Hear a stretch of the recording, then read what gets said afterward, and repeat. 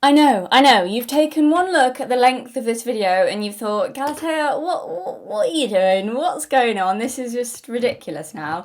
Yeah, so I'll tell you what I'm going to do. I'll tell you how this is going to work. So this video is split into a series of different sections which are all self-contained and do make sense on their own as individual topics. However, they do also all link together to form an overall picture. And while they could be watched individually, it make more sense watching them as part of the greater narrative, I suppose we could say. So what I'm going to do is I'm going to be uploading most of the sections individually as a little video series. So each of these sections will probably be uploaded as its own video because they're long enough, each of them, to be their own video. However, I have also uploaded it all in one go for those of you who are interested enough in what I have to say and and also who want to watch the whole thing in order and as a complete picture, because I won't be uploading, probably not all of it, though most of it, so yeah. So I'm going to do both, also because of how much work's gone into this. A video this long, not many people are going to click on it, so I would like to get some more out of it than just, this really long video. So I will also be uploading it as individual videos, and then let's see, maybe there'll be a few clips taken out as well. Let's see how far I can push it. No, but there's a lot of work gone into it, so I feel like this is fair. So if you really want to, this is probably for the people who are really interested in what I have to say, and want to hear my arguments and thoughts and whatever. More casual viewers probably will just watch the individual, random topic video they're interested in. Okay, yeah, so if you really want a complete picture of what I'm going to talk about, I would advise you watch this whole thing, probably not all at once, and it's very long, especially, as I say, there'll be bits in here that I won't re-upload, probably, I don't know, let's see. And now, just a little bit of housekeeping before I get into this properly. So I was on the Tack Show a few weeks ago, and we had a great conversation about storytelling and movies and culture. They were so lovely, and I really enjoyed it. It's in 3 different sections, the conversation we had. But anyway, I will link it. I'll link the first video down below if you want to go and watch that. Please go check out their channel. They're great conversationalists and also seem to be very nice people. I shouldn't say nice. You'll see why. I have a go about the whole concept of niceness later, so maybe I shouldn't say nice. They seemed like decent people. There we go. There's a better word. But yeah, please go give those videos a watch if you haven't already. Yeah. So the other thing to say before I get into this video, guys, tragedy has struck, and I can't, in good conscience, allow Rob to keep being my nemesis. So the position is now open. You'll remember Rob, the Rob, yeah. Only a few of you guys will know about my love for Kate Rusby, okay? It's one of my least viewed videos. I did it a couple of years ago talking about her genius, and how amazing she is. She's my favourite musician, a wonderful folk singer, obviously from Yorkshire, because Yorkshire is the best place in the world, so where else would she be from? And I've loved her music since I was a wee bairn. Yeah, and so you see, guys, this is what Rob did. All right, Galatea, sorry you had to leave early, but we didn't want you to feel like you were missing out, so... Hey, Galatea! I hope your dog's okay. I'm sending you lots of love, and thank you so much for coming and being here and being part of it all. You are amazing. Thank you so much. We'll see you soon, hopefully. Did you guys hear that? I'm not sure you heard that. You are amazing. See, I think the moment I realised that me and Kate would be best friends was when I went to see her play in York when I was 6 years old, and now she knows my name and said that I am amazing, and on some level, I knew I always deserved this. I think this makes me better than everyone else. Seriously, thank you, Rob. He also told her about the video that I did on her, so this might be the best thing that's ever happened to me. So we can't be mad at Rob anymore, guys. I know, I'm just as upset about this as you are. Okay, now I'm actually going to get into the topic of the video, finally. I know, it's long, we should speed it up.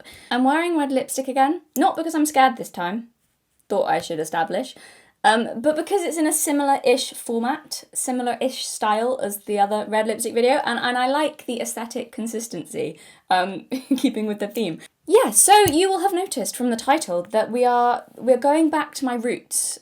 Some of you will know that one of the reasons I started my channel back in the day, one of the things that really provoked my ire It was bad boy love interests in young adult literature. Only the OGs remember my hatred of fucking Jace. So finally, we're circling back to my roots. Only this time, we'll be discussing the real life versions of the bad boys. It may also give you an insight into why bad boys have bugged me so much. It might give you an insight into that, why I've never personally liked them, why they annoy me, and why I don't like the whole concept of romanticizing bad boys. This is I've never liked that, and I'll discuss why. So yeah, you guys know what I'm like about signs. Yes, we know this. And the reason I've done this video is because there were 3 things that happened to me all on the same day, that made me think I had to talk about this topics, because it's kind of one topic but kind of several topics. And 3 or more signs means you can't ignore it. That's the law. So the first thing that happened was I had a conversation with someone who, this person mentioned how ridiculous it is now that it seems a lot of even vaguely nice things a guy could do for a woman is seen as simping. The second thing was I saw a YouTube video talking about how romance is basically dead as a doornail in this modern age of apps and transactional dating. And the third thing was Erin. You guys all know Erin, regular commenter Erin. We like Erin, she is snazzy. Erin has seal of approval. Erin sent me a passage from a book and also her thoughts on how courtly love has often throughout history actually been seen as a very masculine thing, and how ridiculous it is now that it's seen as weak or again as simping. I'm not saying simping doesn't exist, by the way. I think simping does exist, but I just think there's a distinction, and it's like just being romantic is not the same. So yeah, these 3 things, and I messaged Erin when Erin sent me that. I was like, Erin, how can you read my mind? It's freaky. And I was literally just thinking of doing a video on that when she sent me that, and I was like, yeah, there we go. So thank you. That was like extra confirmation. I was like, okay, I'll do this video. So the other thing that's prompted some of the things I'm going to be talking about, specifically when I get to the section on my thoughts on love and actual love, not whatever the hell the substitute in the dating world is my sister has just gotten engaged. Not the 17-year-old one, the other one. So you've all got to say congratulations in the comments. You'll be rude if you don't do that. So yeah, I'm very happy for her. It's a very sweet story, actually. Her boyfriend, her fiance now. Her fiance and he and I have been really good friends since we were about 13. We were in the same year at school. My sister was the year below us, and he liked her for ages before they finally got together. So it's very sweet. I'm going to give such a good speech at their wedding. I have so many embarrassing stories about him and her, actually, too. No, I'm really happy for them. It's so lovely. He's felt like family for about a decade already, so finally it's going to be official. That's happy, that's good news. That's the other thing. I was like, okay, it's appropriate time to talk about this kind of stuff. To prove that love still does exist and people still get together and it's not all a horrific wasteland out there in the dating world. People are still getting married. Okay, so then I also ended up going down a very strange rabbit hole of... And I've been aware of this, but not like... I didn't really take the plunge before. It's a strange rabbit hole of alpha male / red pill. Some people like that title, some don't, but red pill dating content. And it made me realise I couldn't talk about this topic properly without also talking about masculinity. I've spoken before about how I don't date for various reasons. There are a few reasons, but I mean, I say I don't date, at least not in the usual way, I guess, because the dating world is just so... I'm not going to go all over it again, but I've said, doesn't mean that I'm men stay away. I just don't actively date in that way, if that makes sense. Because the dating world is very depressing. I've kind of mentioned it before, but I'll be talking a little about why I feel that. I've talked about my dislike of the dating world before, but I'm going to go more into it and dating kind of culture in general and stuff. But the baseline is, and this isn't to say everyone and everything, but a lot of it, I think it's incredibly empty and transactional. It's devoid of meaning. It's selfish and callous in the extreme. And I think both men and women are to blame for this, by the way. I'm just going to say. I think it's actually more a symptom of the current culture than I think it can be blamed on any inherent flaw in either men or women. And I see men saying, oh, it's because there's a flaw in women that's made the dating world this. shut up, no. And I see women do that to men, or it's an inherent flaw in men that means a dating world like this. Also, shut up, no. Yeah, like I say, I see lots of women putting all the blame for that on men putting the blame for that on women. Men are mean and shallow, or women are airheaded and superficial. And both of those takes, to be honest, are a whiny little bitch move of avoiding responsibility, in my humble opinion. Having said that, this video will mostly focus on the bad boy aspect of things, because that was my starting point for a lot of this. Like I said, the kind of romance is dead simping thing, and that's the rabbit hole I fell down. And I have like I said, I have a personal dislike of bad boys for reasons which will become obvious. So yes, these are some things that have been bothering me for a while, and I kind of want to just talk about them, just give my thoughts on them. I wouldn't say this is necessarily an argument. It's just things that annoy me, and I want to discuss, and I think I maybe have some insights into some of it. Let's see if you agree. So on some corners of the internet, I see a very dark road acting as a stand-in for masculinity, and I'd like to offer an alternative perspective from someone who's seen where that path ends. The ending is never pretty, and the men who walk it are weak, but I'll have to take you there to show you. Well, not just me. My dearly departed grandfather, not Acis this time, he is here, but not this dearly departed. No, my dearly departed grandfather will be our Orpheus for the next couple of hours, guiding us into the underworld. I'll introduce you to him properly later, but he's a good guide, I promise. We can trust him.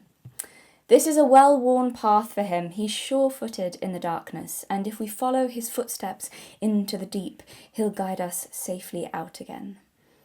While we're down there, let's see if we can drag anyone else out with us. My granddad was always a lot more competent than the other Orpheus, so we might even be successful. This will be an interesting journey, as this video does go all over the place. We'll travel down a mining shaft and right up to the gates of hell, and then maybe out again to brush by heaven. But I promise it does all link together to make something of a point if you stick it out until the end. Fairy tales will be a bit of a theme here. There's all the wisdom in the world in fairy tales. Let's begin by asking the question, what makes a man? I'll answer with a story. I told you fairy tales are a bit of a theme. So, once upon a time, in Victorian times to be exact, there was a young man who was heir to a big house. He was healthy, handsome, rich and talented, and seemed to have been gifted in every way so unfairly by the universe. His path to success was easy. All the doors at the very top of society would open to him. All the world was laid out before him for the taking, and not a single soul would have dared to stop him. Life was his to do with what he wanted. And then he got one of the maids pregnant. This in itself was no great disaster. He was a young man, and it was not unheard of that arrogant, wealthy young men had relations with lower-class girls. Common-born bastard children could easily be ignored. The girl had no power or influence. He had not ruined a proper lady's reputation, so she could easily be cast aside, any claims made on him denied. No one would listen to her word above his. He could wash his hands of the problem. She would be fired without a reference for her indiscretion, and if she were to end up unemployable and in poverty, she only had herself to blame. It was unfortunate, but really, that's what becomes of girls with loose morals. You can't really blame a man for taking advantage of an opportunity when he sees one. At least, that was the opinion of the man's family. The young man himself was considerably braver and more honourable than his relatives, and he swore he would do the right thing by the maid and his unborn child. Unimpressed, his parents threatened him with being disowned and thrown into poverty with her, and were satisfied this would be enough to deter him. But they had underestimated his character. This young man had been born with a spine and a sense of responsibility to people beyond purely himself, so he owned up to the consequences of his actions and sacrificed wealth and influence for the sake of his lover and child. So, he married the maid, and, just like they promised, he was cut off from his wealth and family forever. A weaker man would not have done this. The man had many children with the former maid, and they all grew up so poor that all the girls were sent to work in the mills, and all the boys were sent to work down the mines.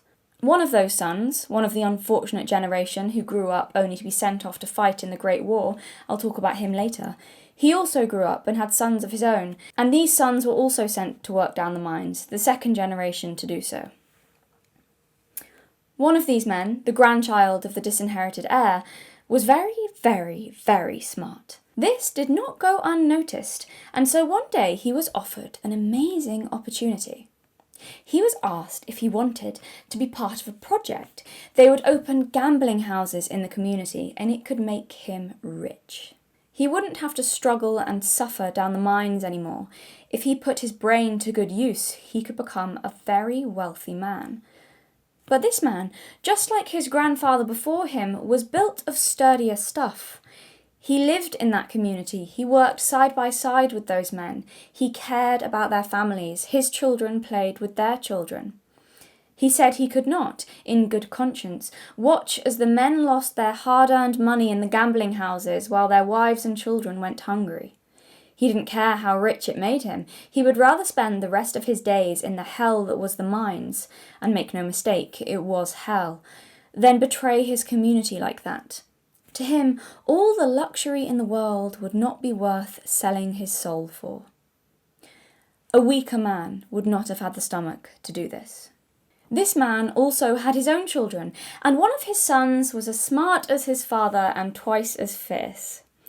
This man was my granddad, and like his father and grandfather before him, he'd also been working down the mines since he was a boy. He was so clever and brave and capable that by the time he was 17, he was in mines rescue, meaning that, when he was still a teenager, he was making life or death decisions and leading men, some of them a lot older than him, and saving lives in mining disasters. When he was in his early 20s, the Easington mining explosion happened, and he was one of the first men down there. 83 men died that day, including some of the rescuers. 83 is a big number from a small community. It happened during a changing of shifts, so more men were down there than there'd usually be. There were so many gone all at once that some people lost their fathers, husbands, brothers, and sons at the same time. It was a bloodbath. So much so, my granddad sometimes still dreamt about it years later. Even into old age, every so often he'd wake from a nightmare of scraping bits of his colleagues off the walls, parts of men mashed up with the crushed parts of the poor pit ponies. That was when he decided he'd had just about enough of the mines.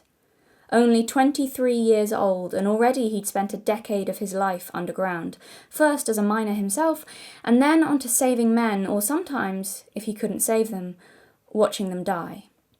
And not just die, but die gruesomely. He saw that a few times.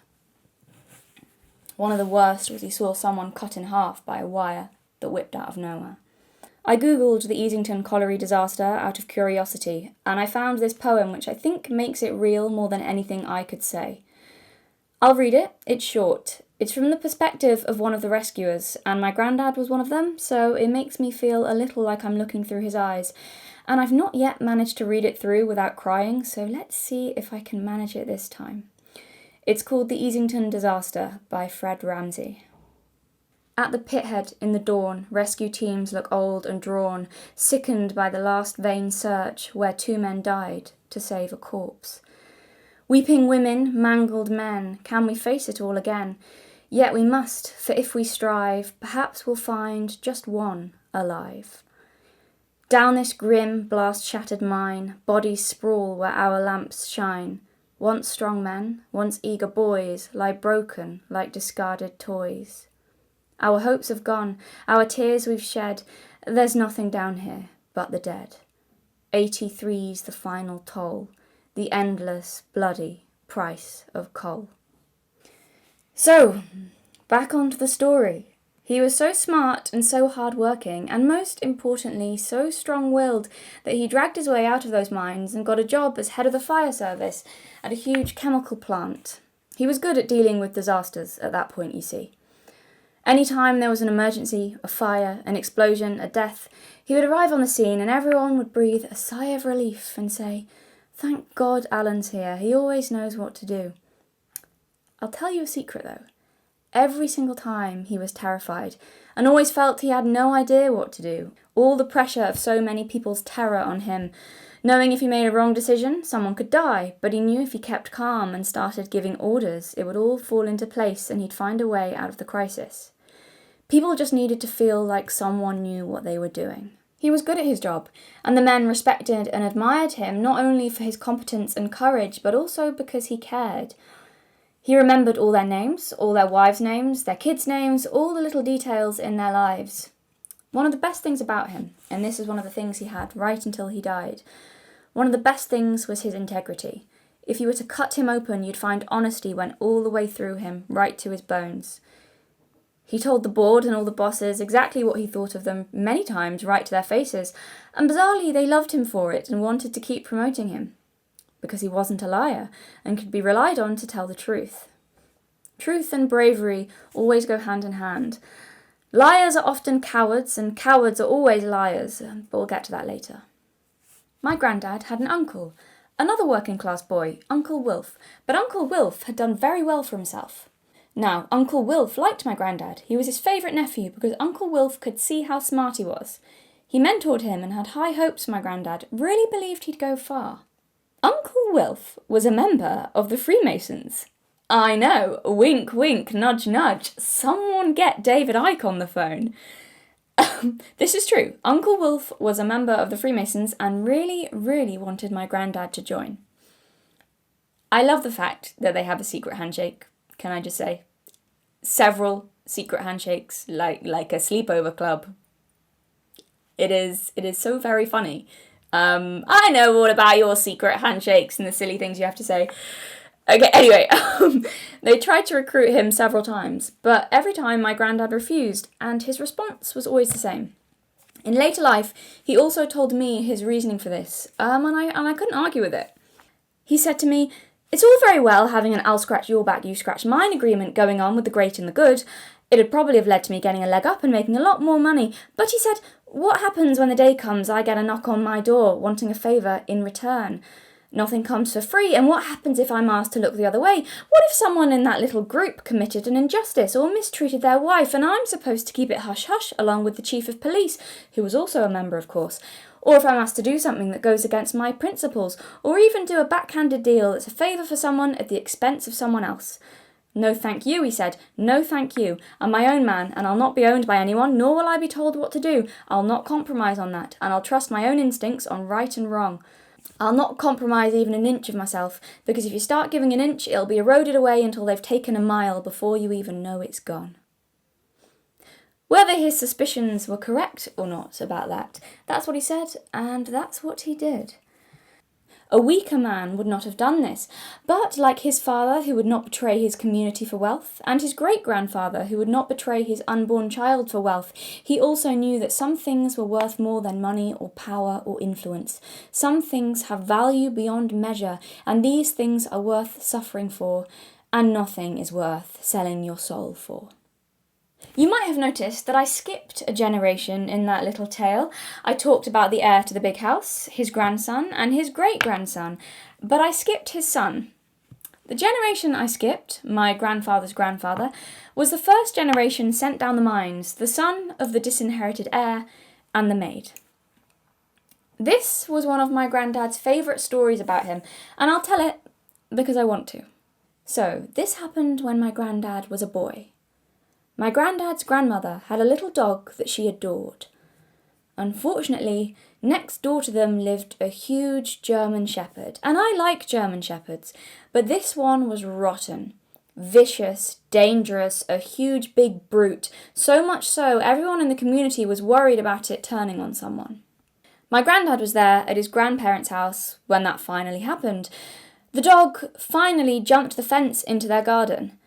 My granddad's grandfather was inside when he heard his wife scream, so he ran outside to find the German shepherd had already brutally ripped apart his wife's little dog into several bits across the garden. Beyond furious, with his bare hands he took hold of this huge savage dog and strangled it slowly to death. Then he threw it back over the fence at the neighbours, and they never dared say a word to him about it. He was an old man when he did this, by the way, and at that point his whole torso was also filled full of shrapnel from the First World War that never got taken out. So just imagine what he was like when he was young. I'm aware that sounds like a my dad could beat up your dad story, but it is absolutely true. My granddad watched him do it. His willpower was extraordinary. He went off to fight in the First World War and took with him all the lads in the family, all the cousins and uncles and sons and nephews, loads of them went with him, and he promised, "I will bring every one of these boys safely home." And he did. All of those boys came back. He didn't lose one. They were renowned in that area for that. Every single lad in that family came home at a time when whole families and communities of men were wiped out. But he'd said he'd bring them all home, so that's exactly what he did. Some of that is undoubtedly luck, but I also never underestimate the power of the will. My granddad was cut from exactly the same cloth as his grandfather. I've said in a previous video that if I could have summed up his life's motto, it would have been, "Where there's a will, there's a way." And he was not lacking in will. Remember, I described my grandmother as a bit spooky, from a gypsy family. She knew things, she could predict things. And if she seemed to me to be witchy, my granddad seemed to me to be a magician. She knew things, and he made things happen. One example of this happened in my granddad's old age, when I knew him. He had terminal cancer. The doctors told him he had a few months to live. And my granddad said, "No, I don't." "Yes, you do, Alan," said the doctor. "You really need to start thinking about things because this is untreatable." And my granddad said, "With respect, doctor, what the hell kind of authority do you have over whether I live or die? I don't care what your charts are telling you. I've told you I'm not going to die, so I'm not going to die, and as far as I can see, it's my decision." So he went off and did his thing, and then after a few months was back at the hospital for a checkup. And the doctors were stunned. Every bit of cancer had disappeared, vanished, gone, and they declared it a miracle. My granddad, however, was not surprised by this news. "It's not a miracle," he told them. "I did that, only I get to decide when I die, so I decided to get rid of it, and that's that now, isn't it?" Goes without saying, I'm not recommending any treatment plans to anyone. I'm just saying the truth of what happened to my granddad. He seemed impossible to me. In terms of fairness, this is irrelevant to the story, but my grandmother also did the same thing when she was terminally ill. So she was just as impossible as he was. No one could ever tell my granddad to do anything he didn't want to do. No one could make him think what he didn't want to think, and like magic, he formed the world around him to his will. So there we go. That's the English side of my family. Good, strong northern stock. They make 'em tough up here. The foreign side of my family are all travelling actors, writers and dancers. Hippie layabouts, in other words. No, I'm kidding. No, only about the hippie layabouts bit, not about the travelling creatives bit. Yes, so this is all very well. But some of you may be thinking, Galatea, why the family history lesson? Well, I started thinking about the value in masculinity, and rather than sitting here trying to describe it, especially because I'm not a man, I thought these stories are more valuable to demonstrate some of the qualities that I see in it. There are many qualities demonstrated in the stories that I've told, but without a doubt, the most important one to me is not that they were focused and strong and brave, though yes they were, and those are all important. It's not even the fact that they led men or got people to believe in them, or they had willpower so strong it seemed like it could do anything. The thing that I most admire, the quality I most believe in, mainly, it's because they absolutely refused to exploit the weak. They never did anything but protect and defend those more vulnerable than they, and they never used their brains or their strength to take advantage of those around them. Each of them had their opportunity at power and influence, and because it came at the cost of others, each of them was strong enough to refuse. They were not slaves to greed or pride or lust or envy. They belonged only to themselves. I'm prouder of them for that. Prouder than if they'd been millionaires. In my eyes, they couldn't have been nobler if they were kings. It's actually that quality, first and foremost, that made them men. Always protecting the vulnerable. In my opinion, it's not really masculinity without that. How could it be? So, good men are good men then, right? Then why don't women like nice guys? Let's talk about that. I have thoughts. I began this video by talking about how being romantic or kind to women is not the same as simping, and this is true. But that doesn't mean it's not still possible to be a simp. It is. And women don't like simps. This is also true. This is absolutely true. The red pill guys are right on this, and I won't pretend otherwise. A lot of women won't date guys like this, and the ones who will often don't respect their boyfriends.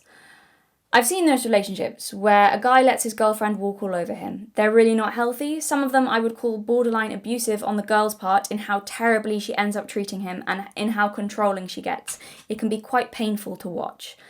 And he often gets bitter and just ends up really, really resenting her. No one wins.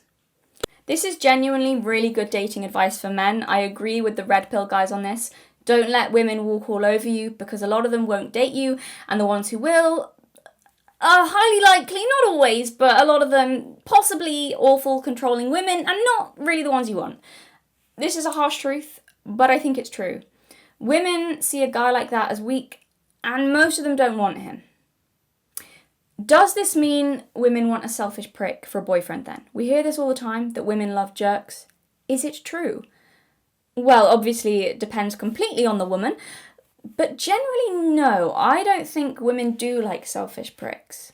That being said, I'll answer why I think women don't like nice guys, and this may be a slightly different perspective to the reasons you've heard before, and no, at least in my mind, it's not because women don't like being treated well, though I have seen that suggested as an explanation. Allow me to offer an alternative. So, women like being treated with kindness, but nice guys are, by definition, not kind. Nice guys are nice guys as in nice guys TM, like that, what I mean. Nice guys are fundamentally dishonest and selfish. That might piss some of you off, but it's true. I'll explain what I mean. So, I'll tell you what I mean, and it lies in the difference between niceness and kindness. At least this is how I see it. So I'll give you an example, and I'm sorry if I've told this story before.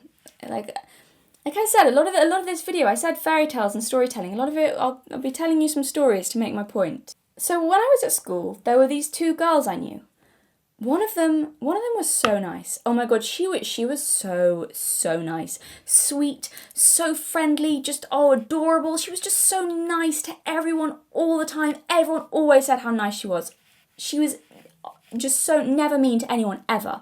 So nice. Be willing to do anything for anyone. And the other girl was a complete bitch. And I mean Regina George levels of bitchiness. I kind of couldn't believe some of the things I heard come out of her mouth. I was actually shocked. Like, are you a character? Are you real? Saying things like, "You're ugly, you can't sit with us." I'm being totally serious. I did hear that come out of her mouth. What? Insane levels of what is wrong with you? Are you a caricature movie character from an American high school movie type bitchiness? That kind of thing. Regina George, like I said. So these two girls were best friends. The nice girl was just so nice to everyone all the time that she was even nice to her best friend when her best friend was out there ruining someone's day. She'd sometimes laugh at her bitchy jokes because she didn't want to be mean to her mean friend, or she'd say nothing while her friend publicly humiliated someone, or agree with the horrible things that her friend would say about someone. And she basically just enabled all of her friends' shitty behaviour while still being able to tell herself that she wasn't the bitch. She was a good person. Wrong. Sure, when her friend wasn't around, she'd be lovely as sunshine to everyone. But the thing is, it's easy to be nice in a vacuum. It's totally worthless. It means nothing. Being nice when it's hard to be nice, that's the real test. My grandmother always used to say this to me. She'd tell me off if I described something as nice. She'd say, "Nice doesn't mean anything. Don't be nice. Never be nice. It's the most useless quality. It's empty. Meaningless. Pointless. If you have to describe something as nice, it's boring, it's empty, it's bland. If you live your life and the only thing anyone can say about you at the end of it is that you were nice, you failed. True. The girl I just talked about, the nice one, she wasn't kind. Nothing about her was genuinely kind. She was just weak. She was a coward, and she was selfish because she was unwilling to put herself on the line to help other people. She wanted to be liked so much that she would rather let other people be treated badly than feel a little bit uncomfortable for a few seconds by standing up for someone. I disliked both of those girls, but I could at least respect the bitchy one. I had more respect for her, because the truth is, both of those girls were selfish people, yet only one of them had the courage to be honest and open about it, and the other one didn't even have that because she wanted so much to be liked. In my eyes, that kind of made her worse. That quote, "All it takes for bad things to happen is for good people to stand by and do nothing," that quote's always irritated me a little bit. Good people never stand by and do nothing.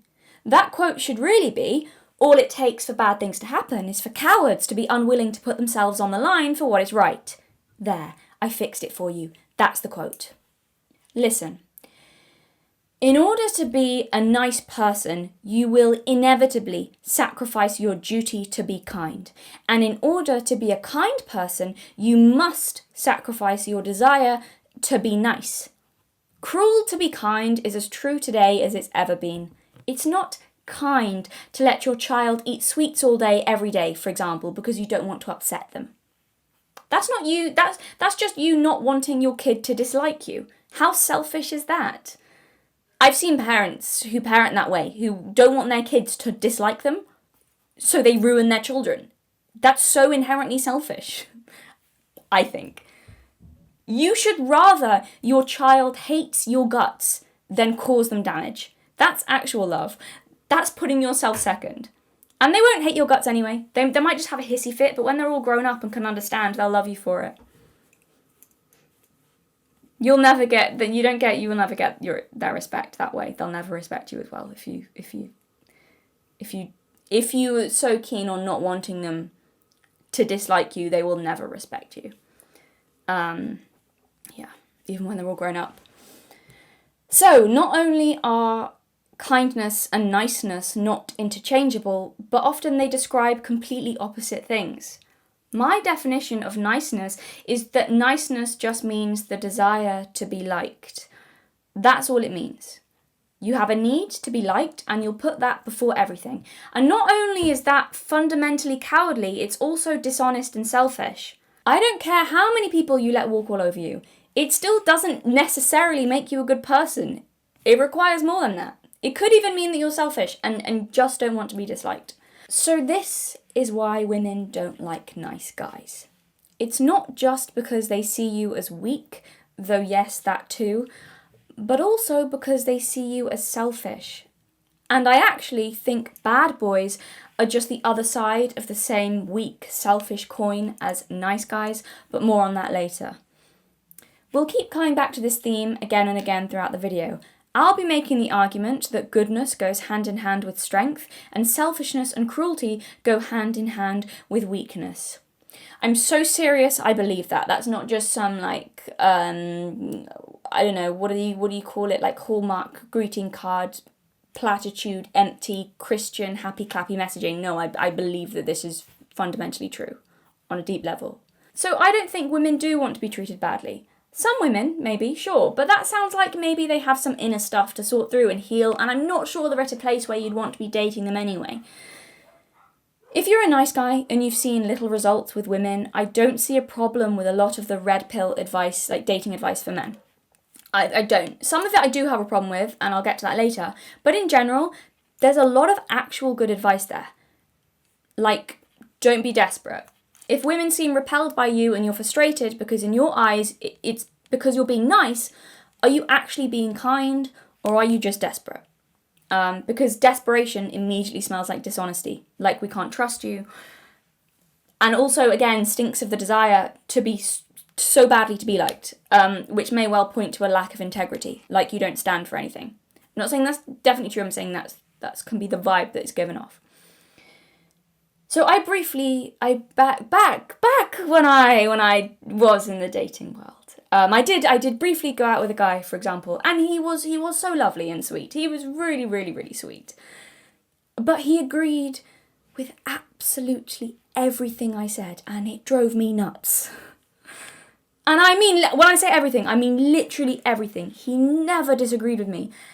And I started to feel like a bad person, because every time I told him, I don't mind having conversations and debates and disagreements. It's fine. It can be quite entertaining. Not like arguments, like when you're discussing a topic and you have a disagreement, whatever.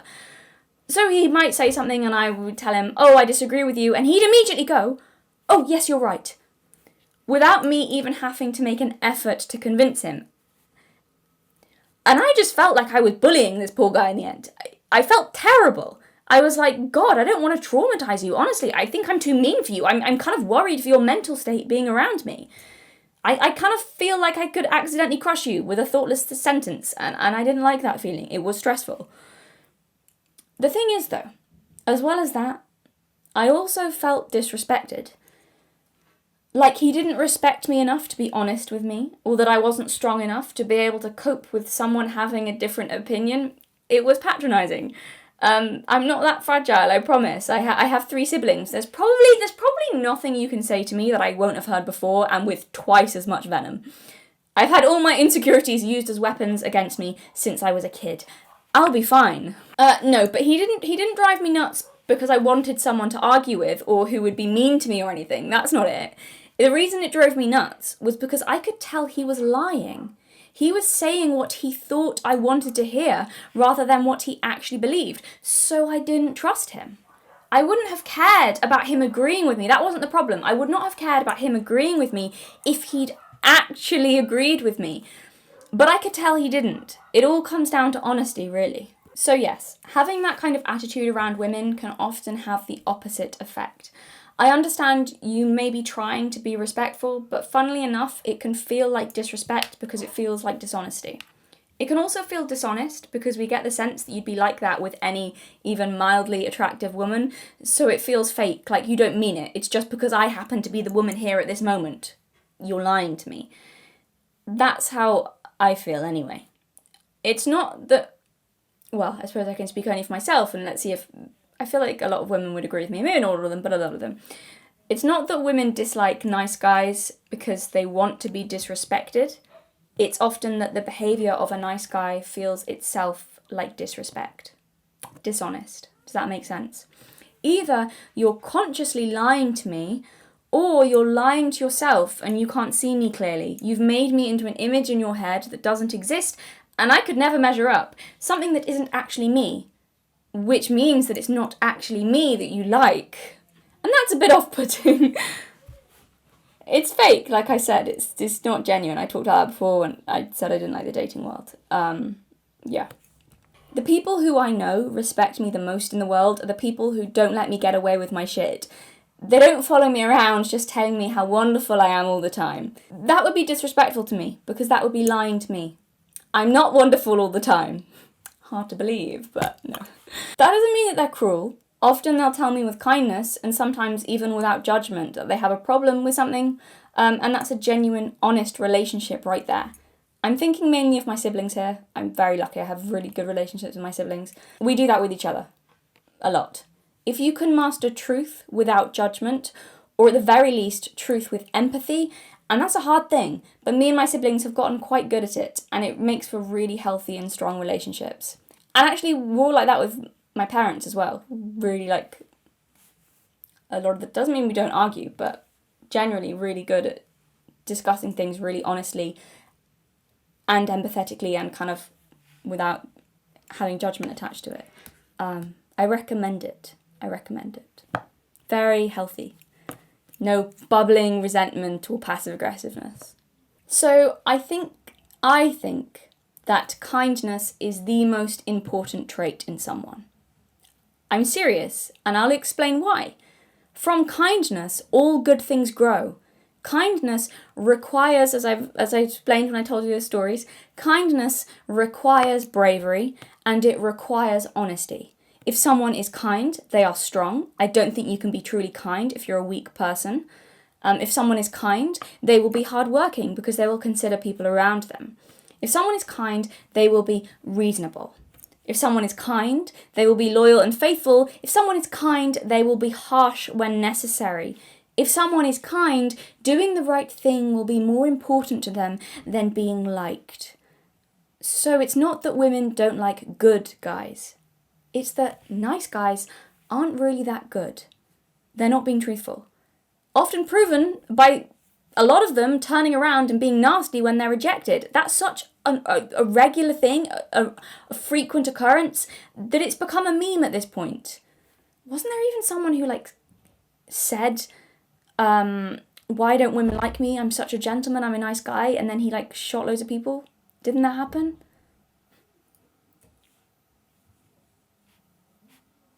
It's not true kindness, it's self-serving niceness. Niceness is self-serving by nature. It's a little bit of a similar thing to the male feminist thing I was talking about. So, okay, now let's also talk about the point. Let's make the point that there's a difference between having self-respect, setting your own boundaries, not letting a woman walk all over you. There's a difference between that and becoming the controlling, disrespectful asshole yourself. And I don't know why my mind jumps to this, but it's like the difference between Hugh Jackman's character in the movie Australia. I do really like the film. I know loads of people are angry at that film now, and I hate Nicole Kidman in it, but I do have a soft spot for that movie. Anyway, so it's like the difference between Hugh Jackman's character in the movie Australia and the character of the villain. I feel like this is a weird example, but it's a good example though as well. His character is rude, brash, honest to a fault, seems maybe even like a bit of a dickhead initially. Yet he is motivated totally by a desire to protect the vulnerable and to do the right thing, motivated by justice. He would never exploit those weaker than him. In truth, he is kind, truly and deeply kind. The villain is also rude and brash, but on top of this, he's dishonest, bullying, controlling, authoritarian, and seeks to exploit those weaker than him for his own personal gain. Everything is sacrificed at the altar of his ambition. He's a coward, a weak man. That's the other point I wanted to make clear. This video is not about tearing down masculinity or anything. Because for some of this video, I will be criticising some aspects of the red pill dating stuff, as I've said. And I don't want this to be seen as an attack on men. It's really not. If anything, this video is more of a love letter to genuine masculinity. With that being said, let's talk about bad boys. So, I hope I was clear. There's nothing wrong with pickup or male life advice in and of itself. I don't think it's evil or wrong for guys to want to get girls or be better with girls or whatever, or also to make sure they don't end up completely henpecked and disempowered with girls. I know a lot of guys feel really lost with that and really struggle with it. There's some great advice out there for men, and I think it can be great for them to build confidence for men who struggle with dating, or for those who have been mistreated or taken advantage of by women in the past and want to prevent it happening in future. There's absolutely nothing wrong with that, and there's a lot of truth to it. Some good advice includes don't be too needy, work on yourself, don't be a pushover, don't send money to e-girls hoping they'll notice you. Stuff like that is all brilliant, and I know it's helped a load of guys, and I'd go so far as to say, from what I've heard, given some of them a lifeline. That's no small thing. From delving a little bit into some of this red pill dating, I keep doing the quotation mark because I feel like it's a really vague term. Some people say it's red pill dating stuff, some people say it's not. I don't know. I'm just kind of using that as a bit of a catch-all, or the alpha male stuff. It's clear from going into that and looking at that and reading that, it's genuinely helped loads of people, and that's brilliant. And I think dating is in a bit of a sorry state at the minute, with loads of people having no idea what to do. So there is good stuff there. I found good stuff as well, is what I'm saying, as I was on this little journey. And to add to that as well, there is also some useful information for women there too. Not necessarily information a lot of women want to hear, but just because it doesn't want to be heard doesn't mean it's not useful to know. I don't hate that side of the internet, is what I'm trying to say. A lot of it is useful, a lot of it is true, and even the stuff I don't so much like, I don't necessarily think it comes from a bad place. Some of it. That doesn't go for everything. So I also have problems with some of it. Like I said, I fell down an interesting rabbit hole, and some of this stuff, not all, but some of it seems, and this is maybe a little harsh, but vacuous and self-involved in the extreme. Which is ironic, because these are often the same people accusing modern women of being entirely self-absorbed and entitled. A lot of them also talk about women in the same way the women they dislike talk about men, as in, what can I get from them? How could this individual best serve me? Considering people like products. I find it distasteful. I'm starting to think you might deserve each other. The women who think like that and the men who think like that, go for it. I find it difficult not to feel contempt when I hear this idea of masculinity being pushed, that being the man just means never compromising and always having things your way and not considering other people. It's a bit like the feminist messaging they don't like so much. It's not okay when anyone does it. But fine. I think this is an immature worldview, if I'm totally honest. I think it's the most superficial view of strength you can take, not really strength at all, and I also don't think it's realistic. Not only can I not help seeing this attitude as a bit of a slap in the face to men like my grandfather, as if his selflessness made him weaker than these arrogant, flashy guys living lives of luxury who've never seen 1/100th of the brutality he did, never taken on a fraction of the responsibility he carried. I'm sorry, but how else am I supposed to put that? He was at least 50 times as strong as they are. How dare they look down on men like him and believe themselves more a man, believe themselves tougher? It's laughable. But also because I've seen the other side of the coin. I have several examples in my life of men who followed the path they're promoting, and God, I can promise you, it's nothing to aspire to.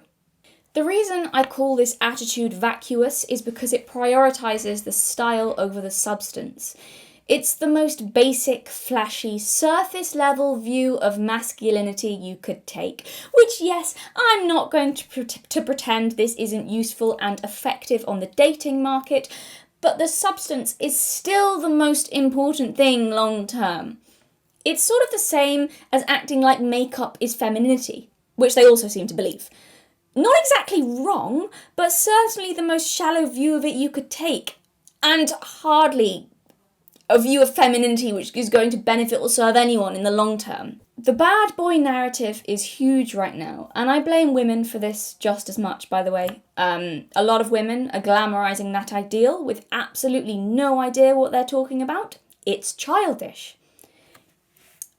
Also, infidelity is the other big thing I've been hearing when I went on this little trip. I had no idea that was such a big topic. That men shouldn't have to be faithful while women still should. Okay, mate, sure. Because apparently men emotionally stunted at teenage boys are controlling a lot of this narrative. Okay, no, if you're unfaithful, you don't love me, don't respect me, don't have any self-control, and don't deserve a decent woman. I don't care about your self-serving rationalizations. Quite simply, you've yet to let go of the 15-year-old boy fantasy, and furthermore, you've shown that in your world, only you matter, and that will reflect in every other area of your life. I'd say the same about an unfaithful woman. Also, I have known actually of a few men over the years who were unfaithful to their wives, and I've yet to meet one whose character I respected even apart from that, and who didn't also consistently put himself before his own children. None of them were ever worth much, to be honest, and they thought more highly of themselves than anyone else ever came close to. No one ever thought half as well as them as they thought of themselves. So there's that. Yeah, and that all links into the whole bad boy thing. Okay. There's a strong theme on that corner of the internet that in order for women to like you, you need to be a bit of a bad boy and treat them badly. I'm not going to pretend that some women aren't into that, but I don't think many of those women are in a place where they're able to have mature and healthy relationships, if I'm totally honest.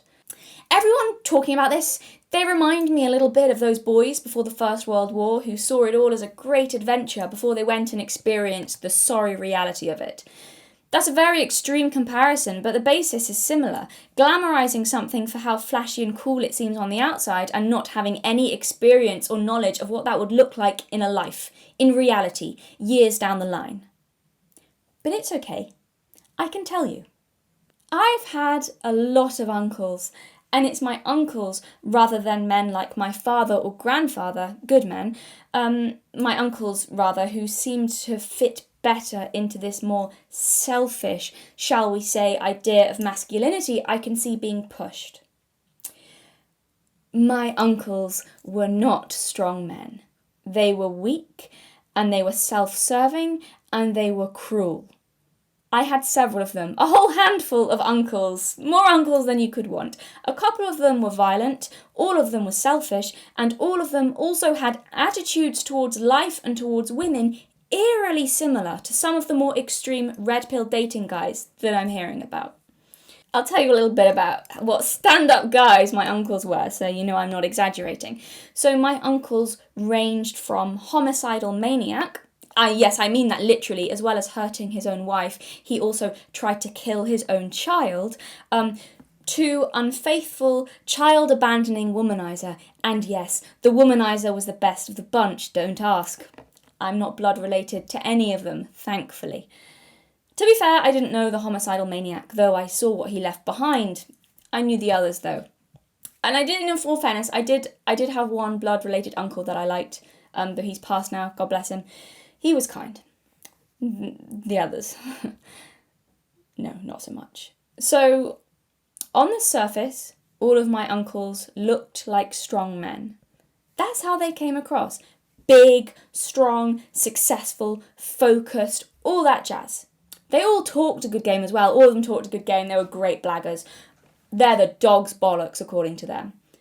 Careful of people who talk too much, by the way, about how strong or great they are. I've often found, not always, but often, that they're the opposite of what they say. My granddad never went on about the great things he'd done. Have you ever noticed that about people who've actually done heroic shit? They don't really talk about it. My dad also doesn't go on about himself, and yet when I compare him to my uncles, by every metric except being a prick, he by far exceeds them all. That's all. One of my uncles, and he's one of the better ones, one of my uncles, and I remember this very clearly, he was a very status-driven guy. Flashy, highly materialistic and money-motivated, driven, good-looking and charming, and I never liked him. He was such a prick, honestly. He put all of my instincts on red alert, and even as a child, I did not trust him. And I'd known him since I was a baby.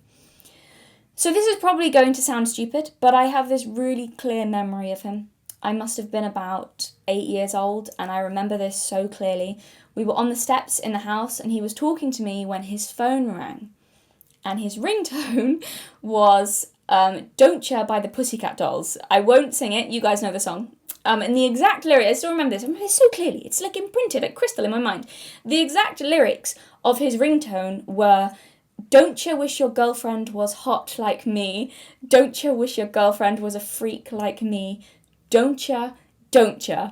Except obviously sung suggestively. One of you'd better not clip me saying that. No. And his phone background was also a picture of the Pussycat Dolls, scantily clad. Just for an extra level of class. And I remember this so clearly. This sounds silly, but I remember this so clearly. I was just a kid, yet I had this instinctive, visceral reaction of disgust. For a start, because he had terrible taste in music, but mainly because something about it made my skin crawl. I didn't understand sexuality then. I couldn't articulate why I didn't like it, but I remember at that moment losing any of the remaining respect I had for him instantly. And there wasn't much to begin with. Like I said, I never liked him.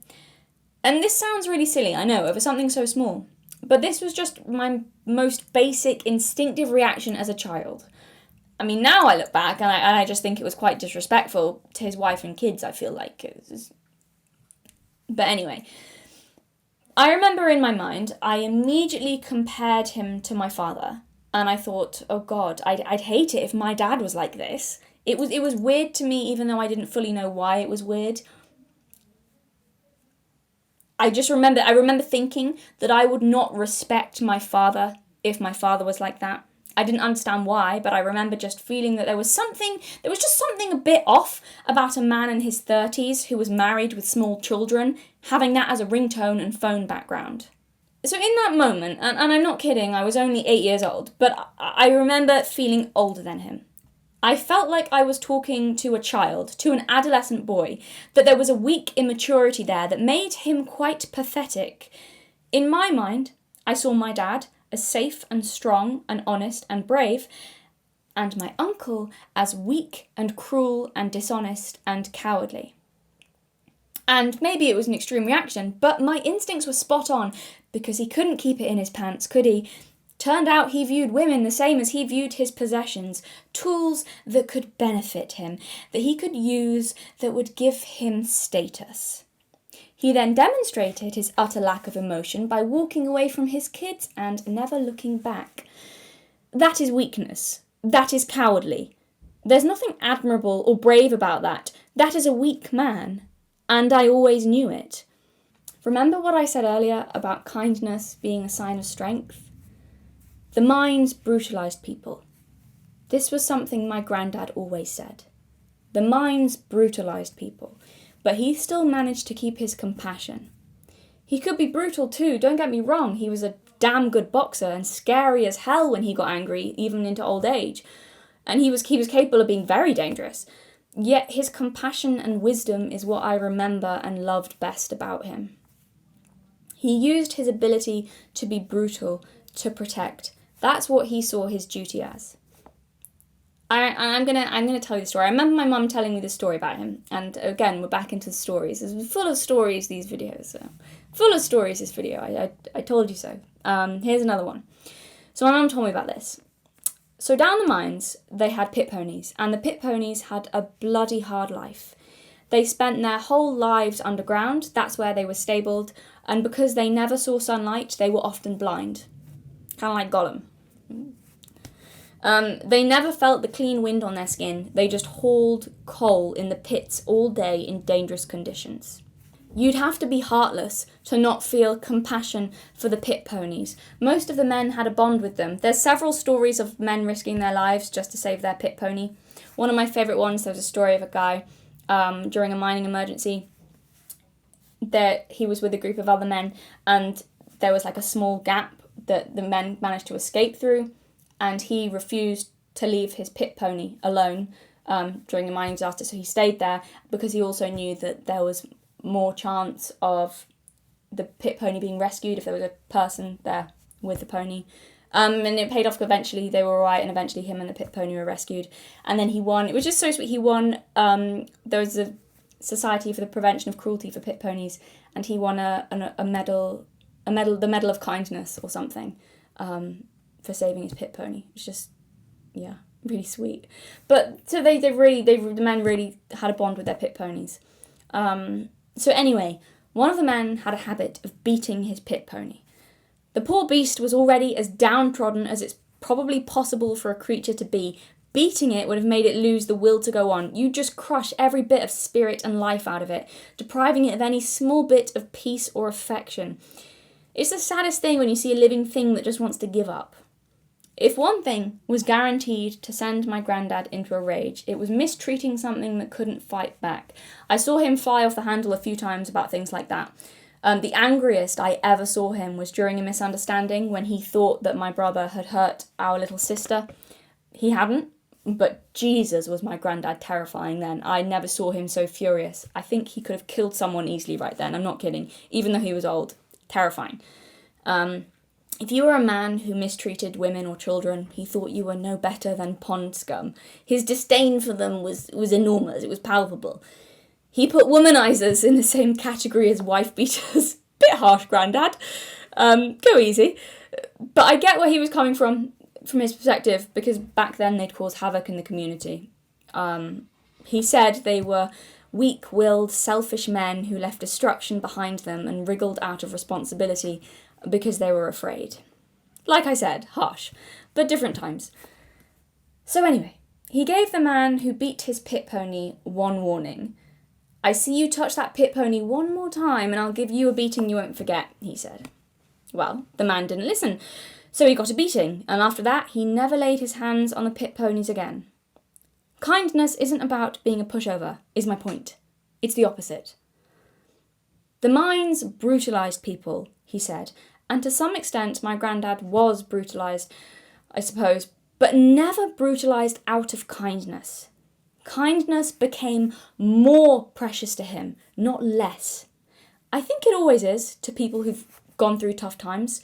I think in many ways, being able to disregard kindness or undervalue it is a sign of decadence. You've no use for it. It just strikes me as the most luxurious, and dare I say, I hate how this word is overused now, but luxurious and privileged perspective to see kindness as so unimportant.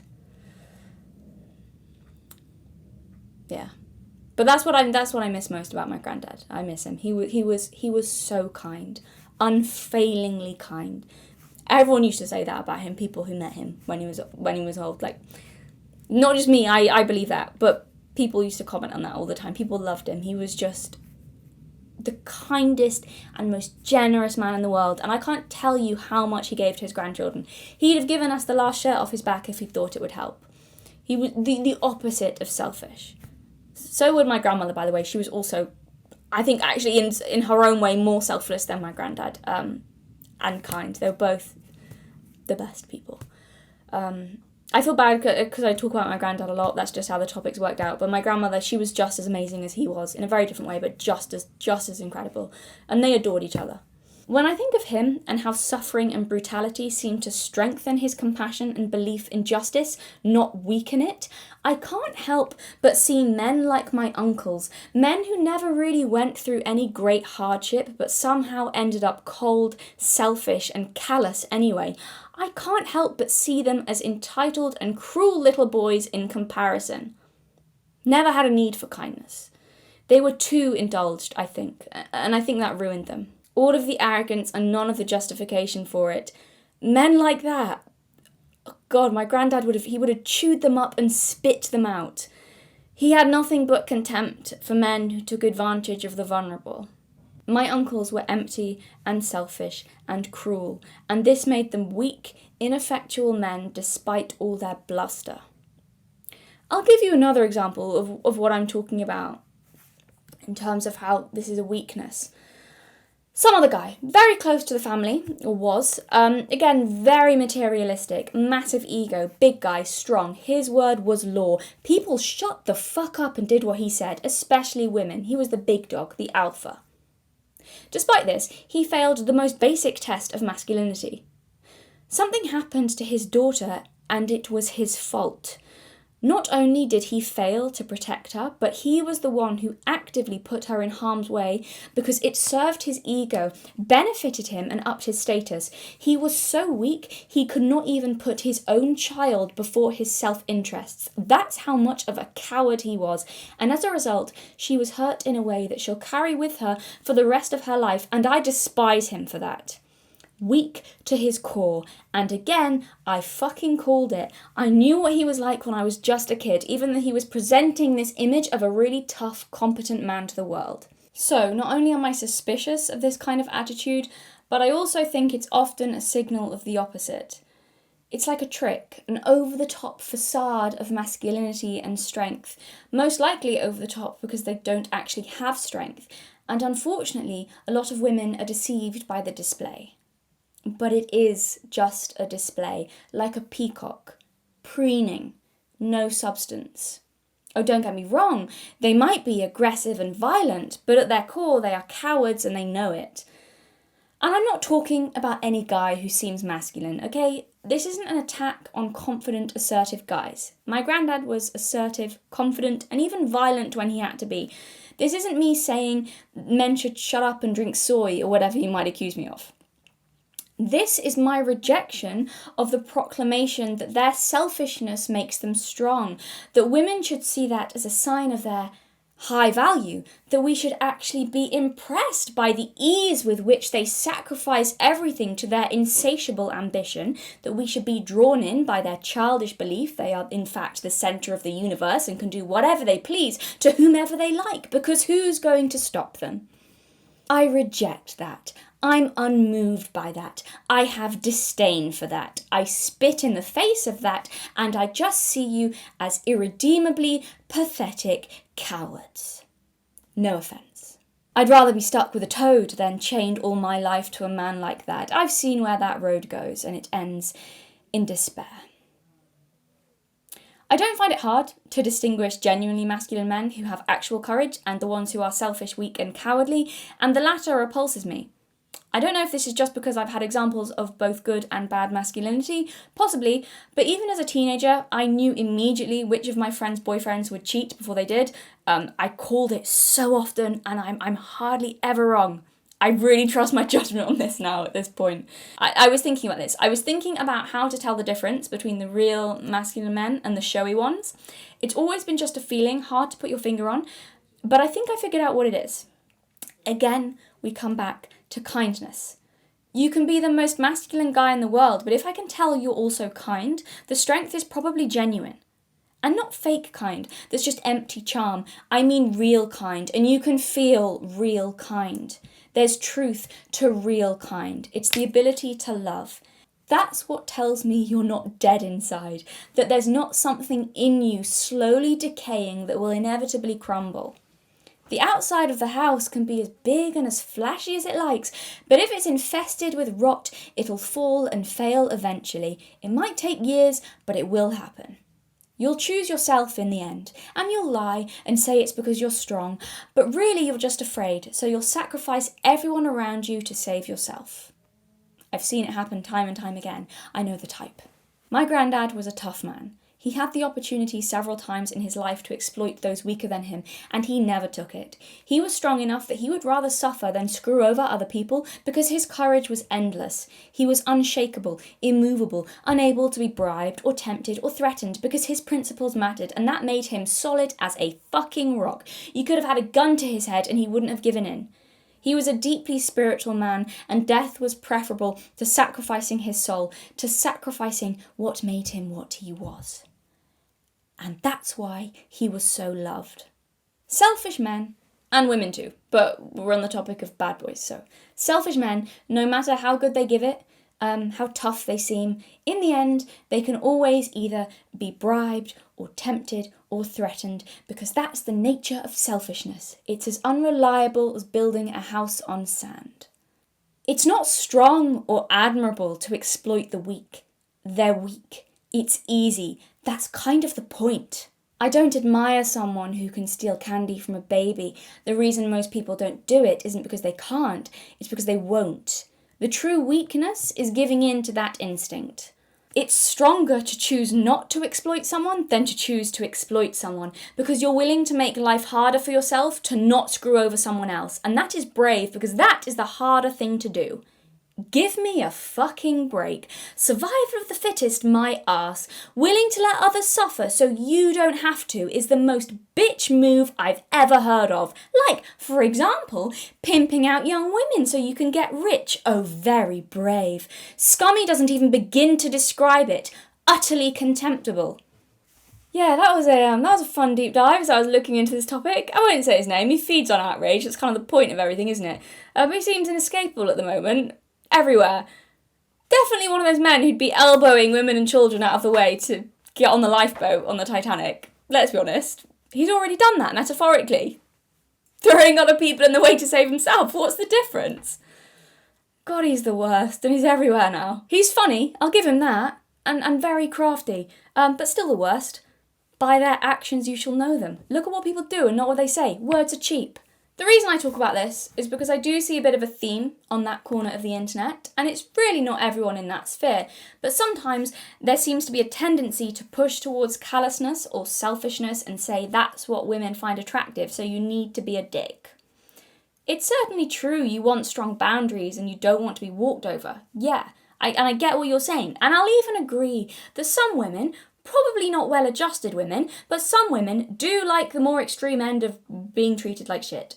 But I think overall that's just an easy shortcut into seeming manly, just being a bit of a dick. It's a bit of a trick, like I said, a magic trick, smoke and mirrors, a spell, an illusion, flashes and bangs to desperately distract from the fact the wizard behind the curtain is really just a bit of a bitch. They always turn out to be cowards, I'm telling you. I do not think being kind is a sign of being a pushover. I think some people seem to make this mistake. My granddad was a kind man, but he was not nice. He was never nice, and the last thing he was a pushover. It's the same with my dad. He's a very kind and generous man, but bloody hell is he stubborn, and he's not nice. I can speak only for myself, but I've never been drawn to selfishness, and I've never interpreted it as a signal of strength. What I've been trying in a very long-winded way to say is that the reason I don't find bad boys attractive is not because they're bad. The reason I don't find bad boys attractive is because they're weak. I'm just not turned on by someone who has all the inner strength of a soggy panini. Doesn't do it for me. The key word in bad boys, by the way, is not bad. It's boys. They're stuck in a permanent adolescence. If one of the primary functions of masculinity is to defend and protect, and you can make that argument from both an evolutionary and a spiritual perspective, and you not even don't do that, but actively do the opposite and exploit or harm those more vulnerable than you, then how are you masculine? How are you not still a boy? Grow up. Being self-serving is the easiest thing in the world. It's just a cult of selfishness disguised as male improvement. You're no better than the Instagram models you look down on, using self-love as an excuse to be self-obsessed. It's just as empty and meaningless. You're not better than them. Jesus. So the other issue I have with some of the more extreme red pill stuff, and I'm sorry, again, I keep using that term, just because some people on that side of things call themselves red pill. It just seems like the easiest way to kind of categorize what I'm talking about. So some of the more extreme red pill stuff I have an issue with is its brutal, mercenary view towards human relationships. So much of the dating advice now, and not just from them, but from women as well, is starting to sound like war advice. Advice on how to grind up and wear down your enemies rather than advice on how to, I don't know, woo somebody. Knowing how to make a good impression is one thing. Intentionally manipulating somebody is another kettle of fish entirely. So I'm going to tell you a story of what started to put me off the dating world. I was 19, I just started university, and though it wasn't my first time being away from my parents, I'd spent a lot of my teenage years living away from home, it was my first time living in a city away from my family. So I was feeling very grown up. So anyway, I met this guy. He was a little older than me, mid-20s maybe. I met him on a night out, classic, and he asked me out. He was good looking, charming, very flash with the cash, a nice car, that sort of thing. Now, this was actually a bit of a red flag for me initially. I know you guys probably won't believe that. Oh, women are hypergamous. Of course, he liked his nice car and his money. But truly, I'm a country girl, and I've never been keen on flash. And to add to all that, though, on top of that, all the flash and the charm reminded me of my uncles. He was very smooth, but just a bit too much, you know what I mean? I'm always wary when someone is just a little too smooth. It's too practiced, too honed, not quite authentic enough. It makes me think, there's something a little bit untrustworthy about you. I think I even told him that I didn't think he was an honest person. He just laughed, obviously knew I was right. But, you know, I decided that was unfair of me. It was based on a first impression, and I should give him the benefit of the doubt. Partly, yes, I was flattered because he was older, but also there was something genuinely actually quite sweet about him. So, and then when I started seeing him, he would do this thing. He would be sweet and attentive, and then suddenly cut it off. It was like a cycle. He kept doing it. Now, I'm a fairly honest person, so actually to begin with, I was just very confused about whether he was interested or not. It seemed to me if you're not interested, just say so. And if you are interested, just say so. It's fine, no hard feelings. But he'd seemed sweet before going cold, get back in touch and want to see me, and then intentionally ignore me, and over. So initially I was like, oh, it's fine, he's clearly not interested, okay, I'll forget about it and move on. And then the cycle again, and it was... But then I twigged. I'll tell you what he was doing. It was all a power struggle, really. One that I had no knowledge of and wasn't really attempting to participate in, but that's what it was nonetheless. He'd give me validation and then take it away. Mess with my head so I'm all confused. It's supposed to have the effect of making him more interesting, so I'm supposedly left wondering, wait, why doesn't he like me? Oh my god, why won't he notice me? Maybe I'm not pretty. Maybe he's too good for me. Oh, now I need his validation. And then rather than him running after me, I run after him and he leads me on a merry dance, gets me to do what he wants. Kind of tricks my mind into thinking that he's more impressive than he is and I want him more than I do. You see how it works. Quite clever, really. He was very good. I didn't immediately see just how calculated it was, but then I was only 19. I didn't know about pickup stuff and dating tactics or whatever back then, but I like to think I'm a fairly smart girl. And I've also been around men like him from the time I was a kid, so it didn't take me long to realise, oh god, you are just like my uncles. Which goes without saying, immediately made me lose interest in him and walk away. I wouldn't run after someone who's not interested anyway. If they're not interested, that's that. Who has the energy to waste on someone who can't be bothered? I've never understood that. Wanting to date someone who doesn't like you. Why do you want to be with someone who doesn't like you? I don't know. Okay. Yeah, anyway, point is, I don't have low self-esteem, never really have in that particular way, even though I was really shy. So the thing is, I didn't see his behaviour as a lack of my worth the way he intended, but as a sign of his weakness. When I figured out what was going on, initially I was just like, oh, it was fine, he's clearly, changed his mind, he's not bothered. And then because of and then I was just confused initially, and then I was like, oh, he's playing a game. Honesty is a pretty good way of figuring out someone's character. It often goes hand in hand with courage. I was going at this honestly and openly. I had respect for him, and up until the point he revealed his total lack of integrity, I liked him. I was willing to be honest and accommodating and compromising. I wasn't willing to be disrespected and manipulated, like I'm a bloody puppet rather than a person. It's also just very rude. I don't have much patience for rudeness. The thing is, I think this tactic will only work if someone's approaching dating looking mainly for validation from someone else. If someone is approaching dating thinking only about what they can get out of it, I think that's only how that technique would work. That's what that technique is geared towards. That's what it's supposed to play on, a desire to be validated. So right off the bat, right there, mate, you've narrowed down the pool to the type of people who will be drawn to you for a start. Which again, if you're just looking for something casual, I guess it doesn't matter. Whatever. Yeah. So I think those are the circumstances under which that technique is going to work. That's what you're playing on. That's what it's set up to do. If, however, someone is going in to dating actually wanting to see someone's character, then this stuff won't work because you've demonstrated your character and it's revealed a fundamental weakness. You're dishonest, manipulative, and underhand, which makes you a coward. And if you're not outright cruel, then at the very least you're selfish, thoughtless, and immature, which has the same effect as cruelty. So what's the difference? You don't want to be with someone like that. You don't want to be involved with someone that selfish and weak. You don't. I've seen what they do long term to the lives of those around them, and it's better walking away from that. I promise you. They don't make good fathers or husbands or boyfriends. They're perpetual Peter Pans, the lost boys who never grew up and cause suffering in the lives of those around them while they chase only their own needs. Always what they want, and they just don't care who they hurt in the process. Truly, they really don't care. Your pain means nothing to them when they compare it to what they can get out of something. It's borderline psychopathic. They're not good or reliable people. I don't care how successful or charming they are. Selfishness always leads to misery. I've seen up close the kind of misery, and I refuse to ever have that. That's often the worst thing. by the way, as well. That they're too cowardly to even look in the face what they've done. They never have to deal with the consequences. Consequences are for grown-ups.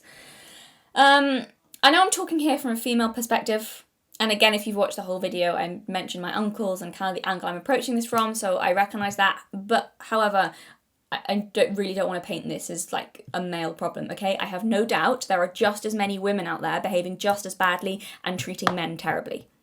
Stay far away, gentlemen. Bitches be crazy. I'm kidding. Some of them, just like some men.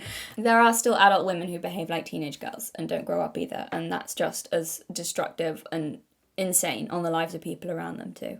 There was some Australian guy I came across online the other day. It was a short video, but he was giving another guy advice on how to control his girlfriend.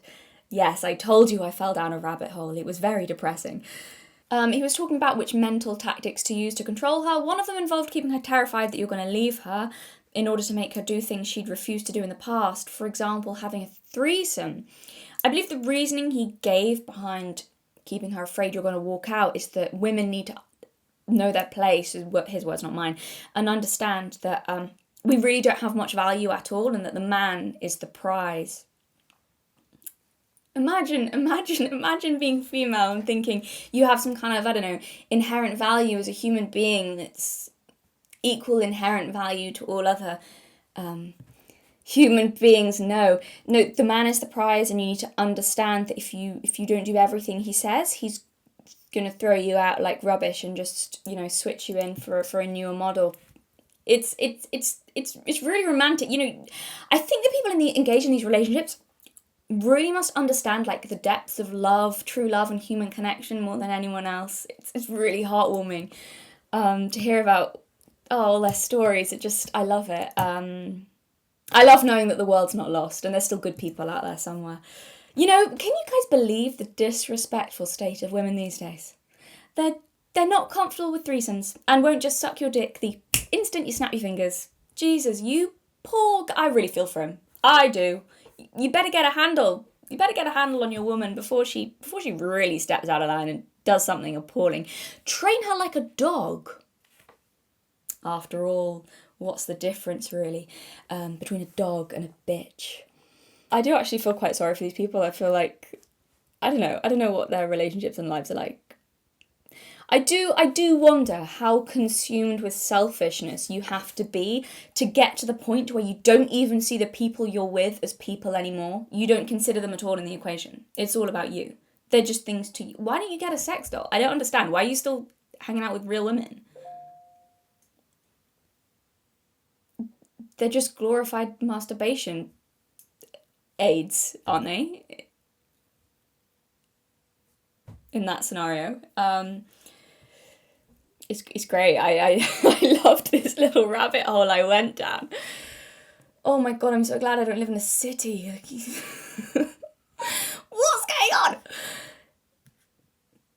See, the worst thing is about this, about everything he's talking about, all these mental tactics, the worst thing is that it works. Of course it works. They wouldn't do it if it didn't work. But I'm a big believer in just because you can, it doesn't mean you should. Yes, you can condition and program people. Well done for figuring that out. Of course you can. Governments, advertisers and cult leaders have known that forever. And by the way, as an aside, let's not act like women are the only ones who can be conditioned and programmed. So there's that. People are susceptible to influence and thus to being controlled. Ergo, mind control. I think it's an incredibly ridiculous statement to suggest that it's women who are the most susceptible. If history's taught us anything, it's that ideas and ideologies and big personalities can possess anyone and make them want to do almost anything, men and women. And women do this too, by the way. I'm not letting them off the hook. I've seen your silly TikTok videos about how to control men. It's contemptible. Pack it in. See, it makes my skin crawl, genuinely, when I hear people talk about the things they've done to someone they've dated, ways to fuck with their head, maybe to intentionally make them insecure, to make them dependent on you, or train them into accepting certain shitty behaviours, or just basically make them obedient and destroy their will. I don't think I can properly describe to you the visceral reaction I have to people doing that to someone they're dating. I find it sickening. It's selfish in the extreme, morally bankrupt, honestly, just like psychopathic, seriously. It's so cruel. So cruel. Do they not think about the other person at all? Or is it purely what they can get out of them? What? This blows my mind. What makes you think you have the right? This is what I find insane. Where the hell do you get off? What makes you think you have the right to do that to someone? I don't care if you can. What makes you think, why do you have the right to do that to somebody else? What makes you think you have that? Because you can? Because you can do it? Because you can, so you have the right to train them? If that's the logic, well, if you're bigger and stronger, why don't you have the right also to beat the shit out of your girlfriend if she pisses you off? Same logic. If you can. Why not? How is that different? I mean, if it keeps her in line and it's effective, then why don't you? How is it any different? I mean, it feels a bit more extreme, doesn't it? But it's just as fucked up. To be honest, I find it disgusting. I find it so disgusting. Techniques like this work on a lot of people. Dare I say, even most people. Of course they do. A lot of these techniques are highly sophisticated. But they're not foolproof. Stuff like this has never worked on everyone. Not everyone was convinced to drink the Kool-Aid in the end. And even if it does work, at what cost would be what I'd be asking myself. Because there's a cost. There's always a cost. If you've sold your soul, the devil catches up with you eventually, and you'll be imprisoned in a hell of your own making, a slave to the lower instincts you allowed to consume you. Real beauty and joy and love forever out of reach. You don't get to consistently treat people like playthings and also touch the higher realms of the human experience. You can't sell your humanity and still expect you'll have the ability to taste the real rewards of the human soul. You chose not to have that. That's the deal. That's the trade-off. That's what you gave up. That's what'll be slowly eroded.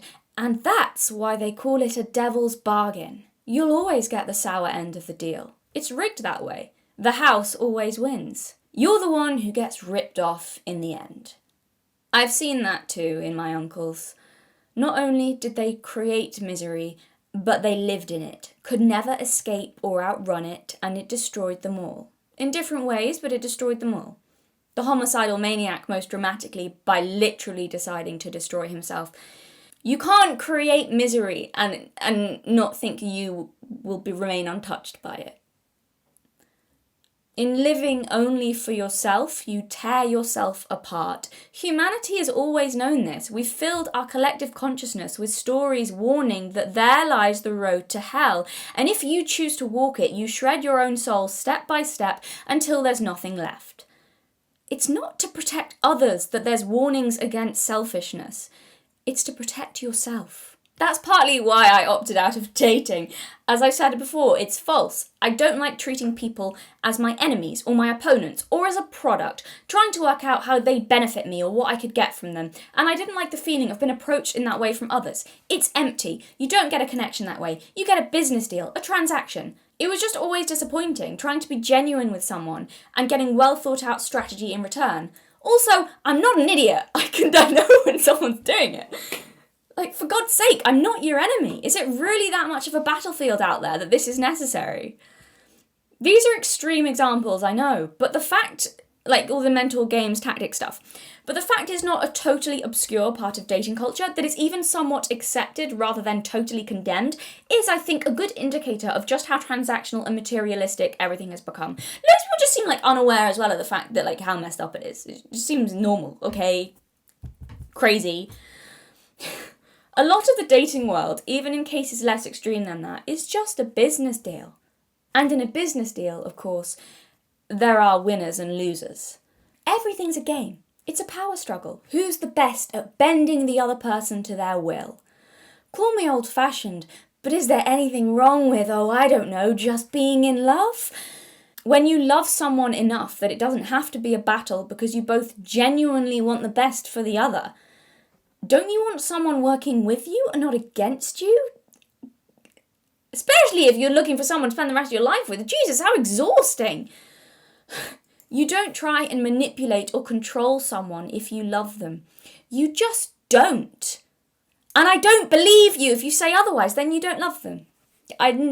No, you're lying to yourself. You don't try and manipulate or control someone if you love them. You don't. Because not only do you not want to, but you also don't have to.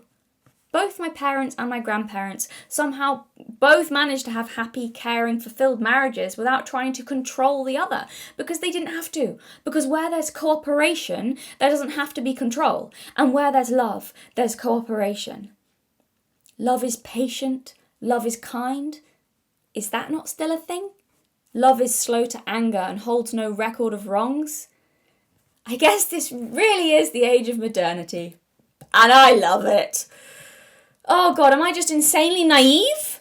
I don't understand why a lot of people, men and women, approach the dating market like it's a war, like you've got to win, like you're expecting the other person to screw you over, so you'd better have your strategy sorted right from the off and make sure your strategy is better than theirs, so you can control them better than they can control you, or you'll be the loser in this scenario. It just seems like another symptom of our age of consumerism and selfishness, of not treating people, as only considering how the other person can benefit you, and not considering them as an actual living, breathing soul. Apparently now, love is tyrannical, love is uncompromising, love is impatient and unforgiving and easy to anger, love is jealous and petty and selfish, love is working out how you can get what you want out of another person, love is making sure they know who's boss, love is my way or the highway, love is a product and you'd better make sure it all adds up and you get your money's worth in this transaction or you'll be the mug. Jesus Christ, how depressing. If that's what it is, I don't want it. Of course, a lot of people aren't looking for love in the modern dating market, but even so, is a little compassion too much to conjure? And if it is love you're looking for, you will not find it like that. I have noticed an interesting theme amongst some, not all, but some of the red pill dating stuff. 1. Modern women are children and don't take responsibility for their choices and actions. And 2. In a relationship, a woman should give up her autonomy and do what she's told. Is anyone else seeing a bit of a contradiction here? Either we're autonomous individuals who should take responsibility for our choices and actions and not play the victim, or we're emotional children who need a man to guide us because we're not actually as in control of ourselves as men. You can't have both. Can you hold us accountable, or can't you? The same Aussie guy I mentioned earlier was also giving advice on what techniques to use to get your girlfriend to do everything you say, to stop talking back and stop disrespecting you, again involving her being afraid you'll walk out. And I'm just thinking, what sort of relationships are you people having? What are you doing?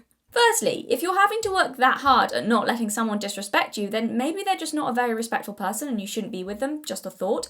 But secondly, right, I don't get this thing of wanting someone to do what you say all the time. I'm hearing it a lot, and it seems a bit short-sighted. Now, you don't want someone who's going to make life hard for you. That's not what I'm saying.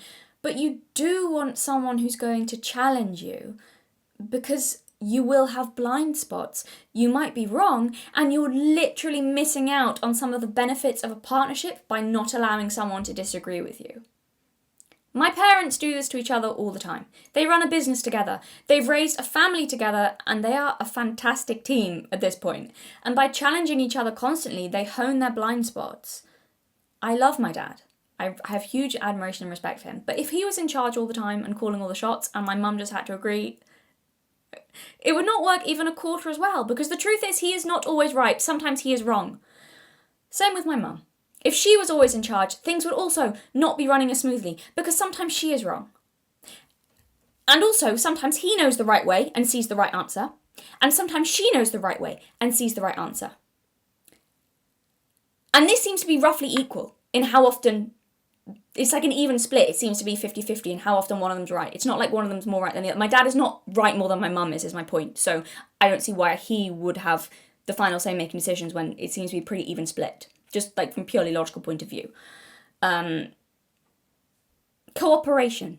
It's a wonderful thing. You should try it. And them challenging each other isn't the same as disrespect. They do it because they respect each other. You can't run a business or a family by being a tyrant and laying down the law.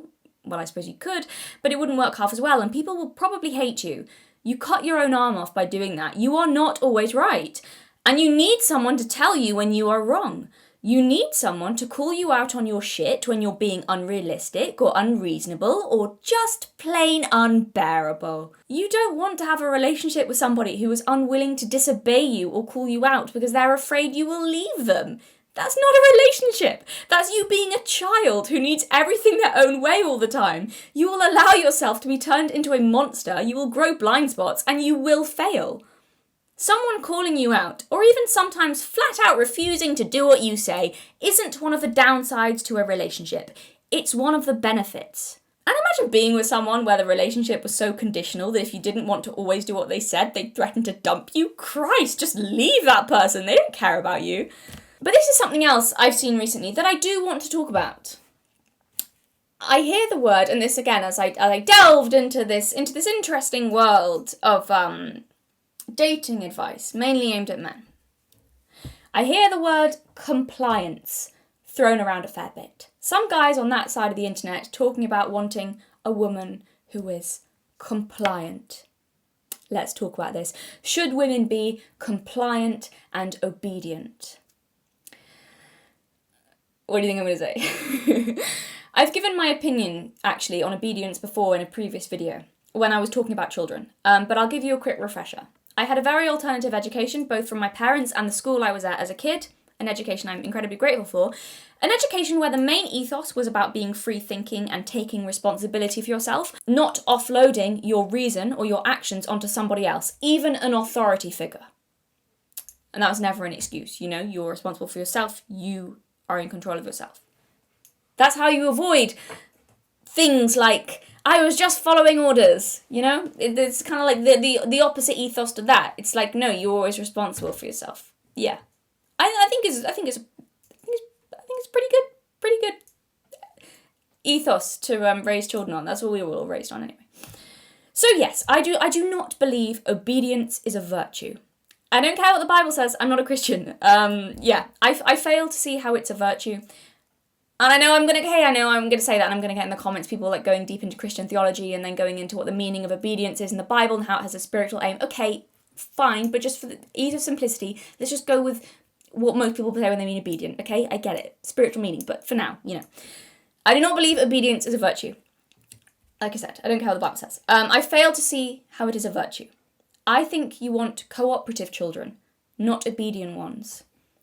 I said this before, at the school I was at, if a teacher told me to do something, and I said why, you never got in trouble. You never got in trouble for asking questions, for questioning them, for asking why.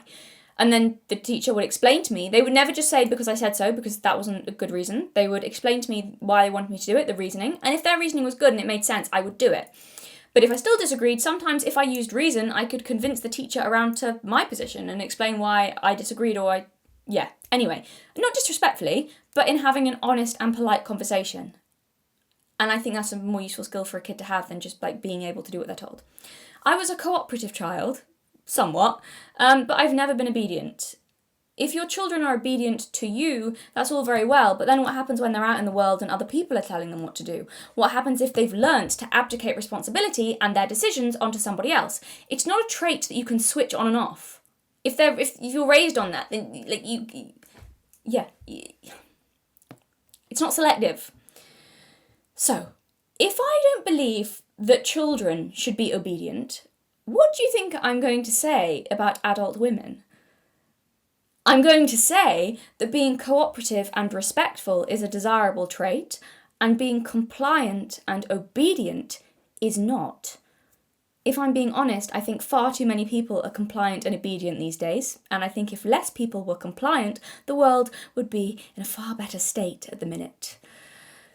You either have obedience in you or you don't, and if you have it, you'll have it with everyone, and if you don't have it, you won't be able to selectively turn it on. There is just a bit of a theme on that side of the culture, and this will sound like a feminist talking point, but on that side of the internet, it is absolutely true. I have come across this. There does exist, in some places, this attitude that women are actually objects, secondary accessories, something to complement a man's life. Not people. Don't be dim. Just something pretty you can pick up along with your snazzy car, something to hang off your arm and laugh at all your jokes and obey you in everything, and let's not forget, get down on our knees whenever the whim takes you. We're not really capable of complicated thoughts. We're purely emotional creatures, empty vessels. We can't think for ourselves all that well. All of the estrogen makes it difficult, you see. All we need is a man to come along and transplant all of his opinions and ambitions and dreams onto us. It's not like we haven't had our own beliefs and inspirations and dreams since we were children. We don't have passions and fears and hopes like, literally every other human being since the beginning of time. No, I'd just like a nice handbag, please.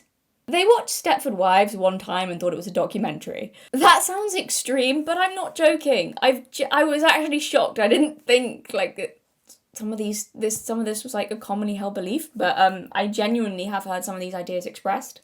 Some of them actually talk about women like we're empty dolls who can just be imprinted, who can just be imprinted on by a man to take on all of his opinions and ambitions and values.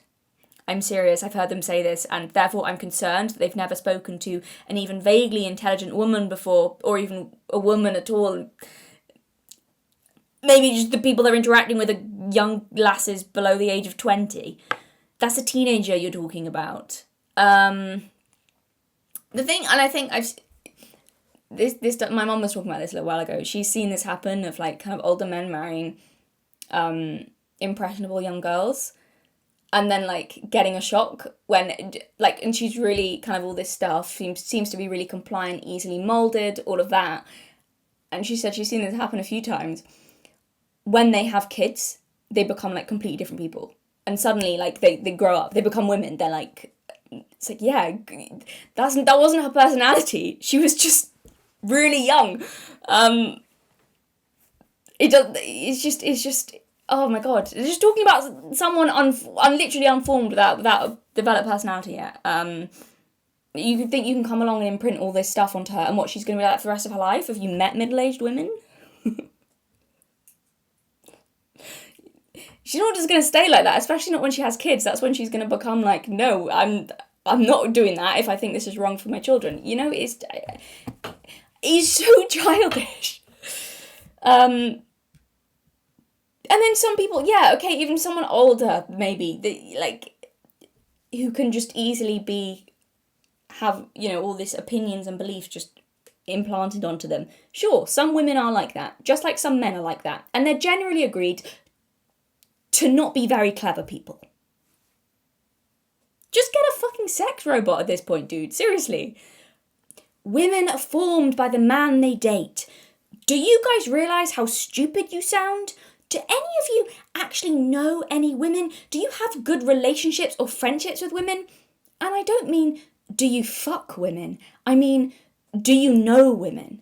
I'm not kidding. All of the people talking about this stuff, I don't care how much you're sleeping around. Do you have functioning, healthy relationships with women in your life? Not screwing them. Your mother, or your sister, or a friend, or something.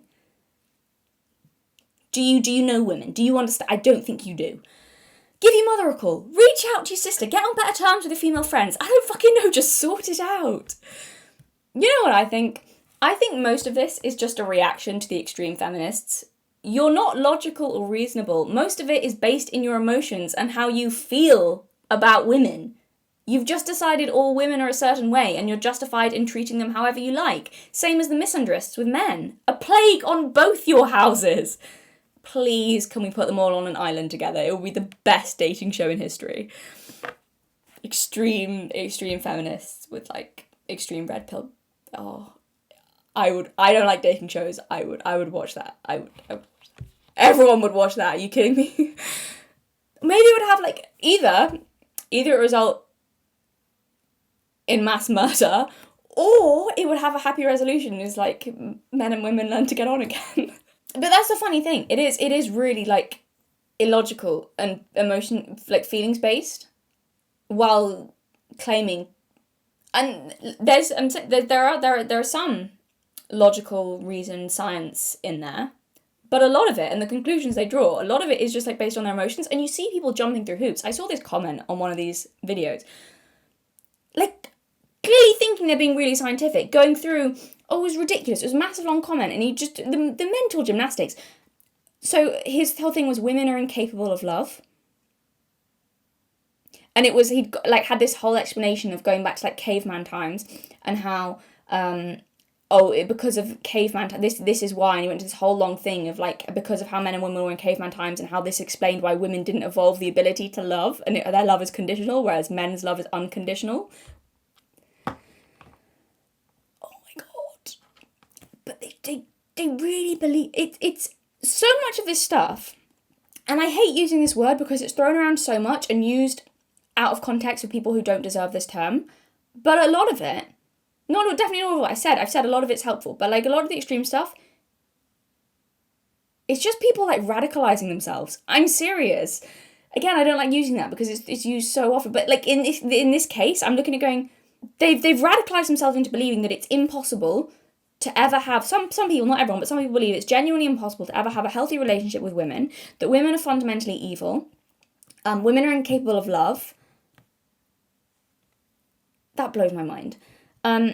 Women are, just like incapable, that we're incapable of intelligent thought, like incapable of logic, because we're so emotional. It's like, I know that women are more outwardly emotional than men. I agree with that. I think in general, women are more emotional. But you guys take that and you run with it, like you've gone so far down that way that hello, like you've taken that and gone to women therefore incapable of reason and logic ever, because tears. And then it's also not seeing the value in like why women might be different and why women might be more emotional, and there's actually value in that. No, it's just women are crazy and we hate them.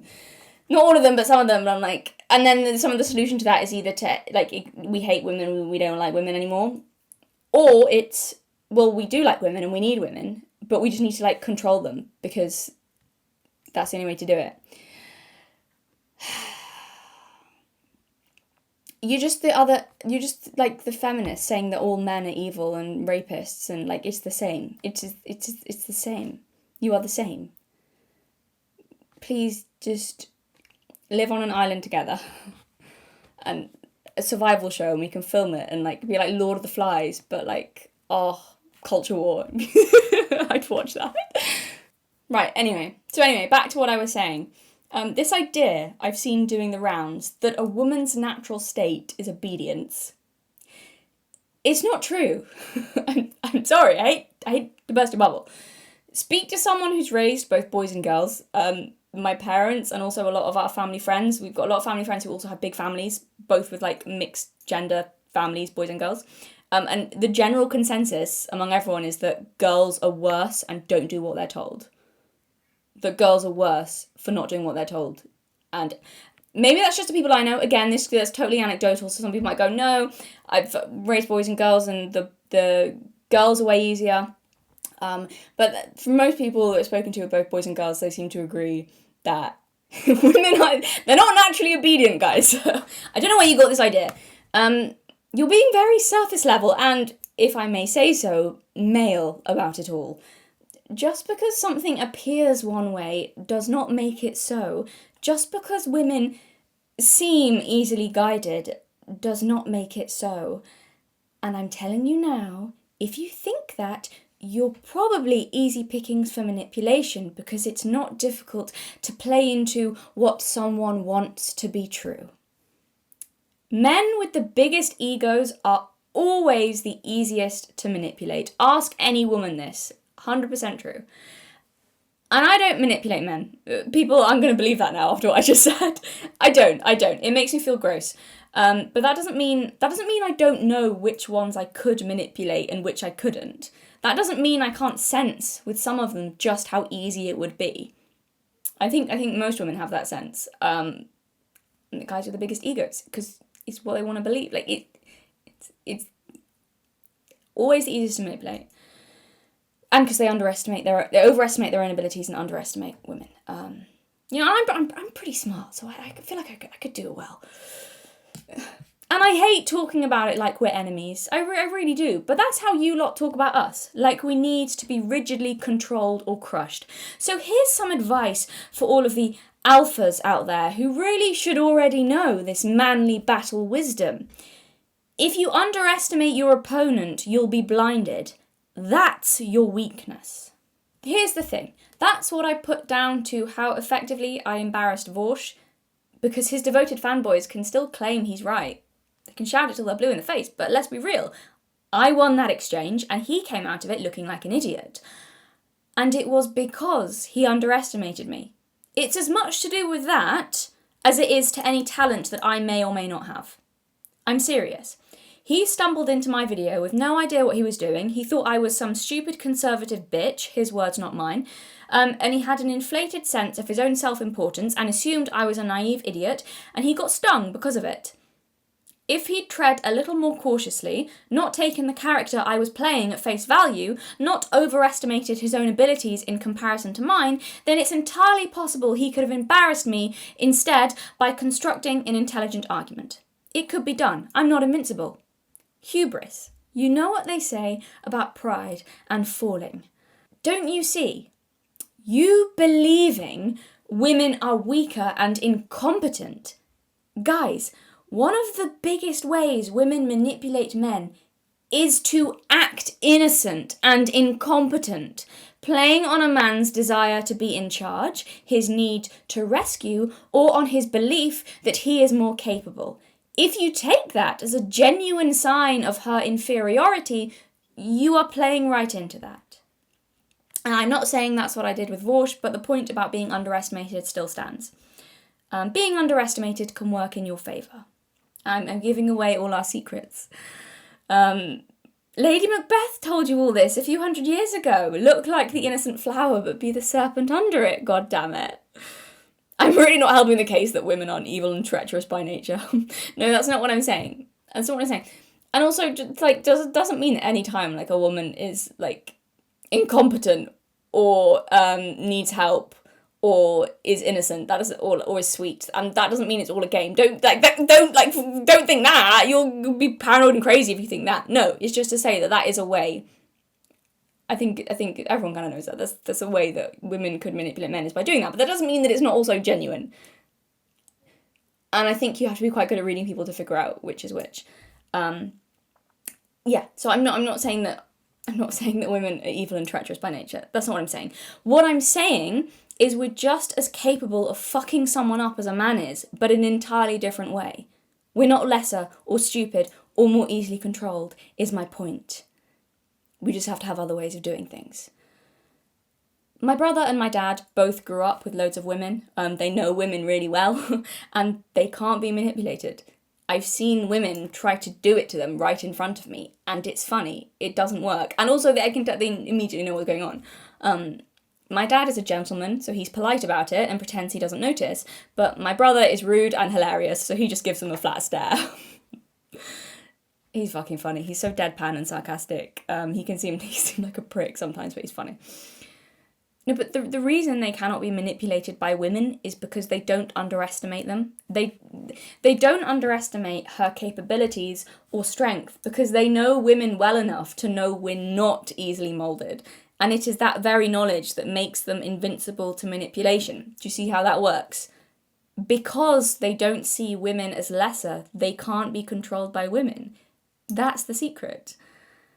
And it also makes women really like them. My mum said that's one of the reasons why she fell for my dad initially. He was one of the first men she met that she could see wasn't easily manipulated. I love men. I'm here to help you out. If you're afraid of being controlled by women, don't believe her less of an autonomous being than you. I'm serious, that can be played on quite easily. I always liked that quote, that a man's greatest weakness is his illusion of strength, and a woman's greatest strength is her illusion of weakness.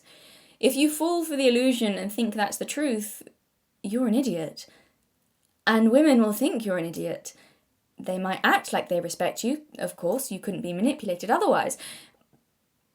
But they probably don't. These men on that side of the internet tend to value women solely for their youth and beauty. It's very superficial. But because that's all they value them on, it makes them blind. I heard one of these manosphere guys say that a woman's only power is her sexuality, that using sex is the only way women manipulate men. Right, according to him, it's the only way women manipulate men using sex, as it's their only power and their only value. If that's what you believe, mate, you're a lamb to slaughter. You think older women are powerless? Are you dumb? I have seen many a strong man quake in fear when given a death stare by a middle-aged woman. Don't even give me that.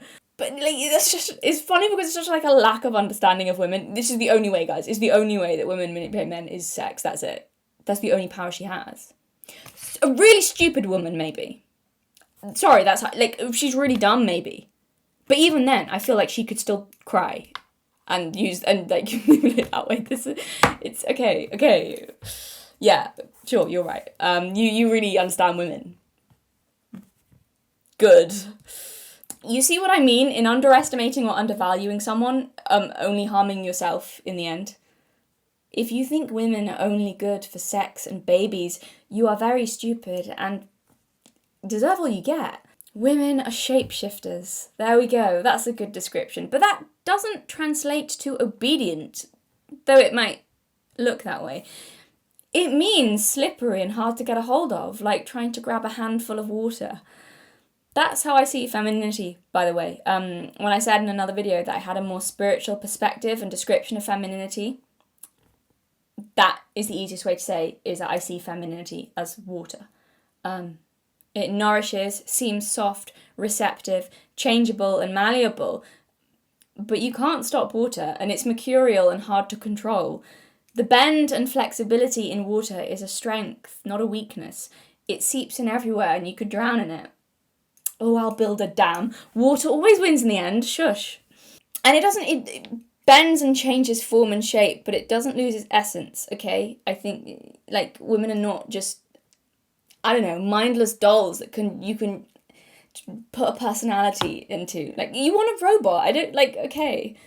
No, that's a fundamental misunderstanding of the nature of women, and it will sting you.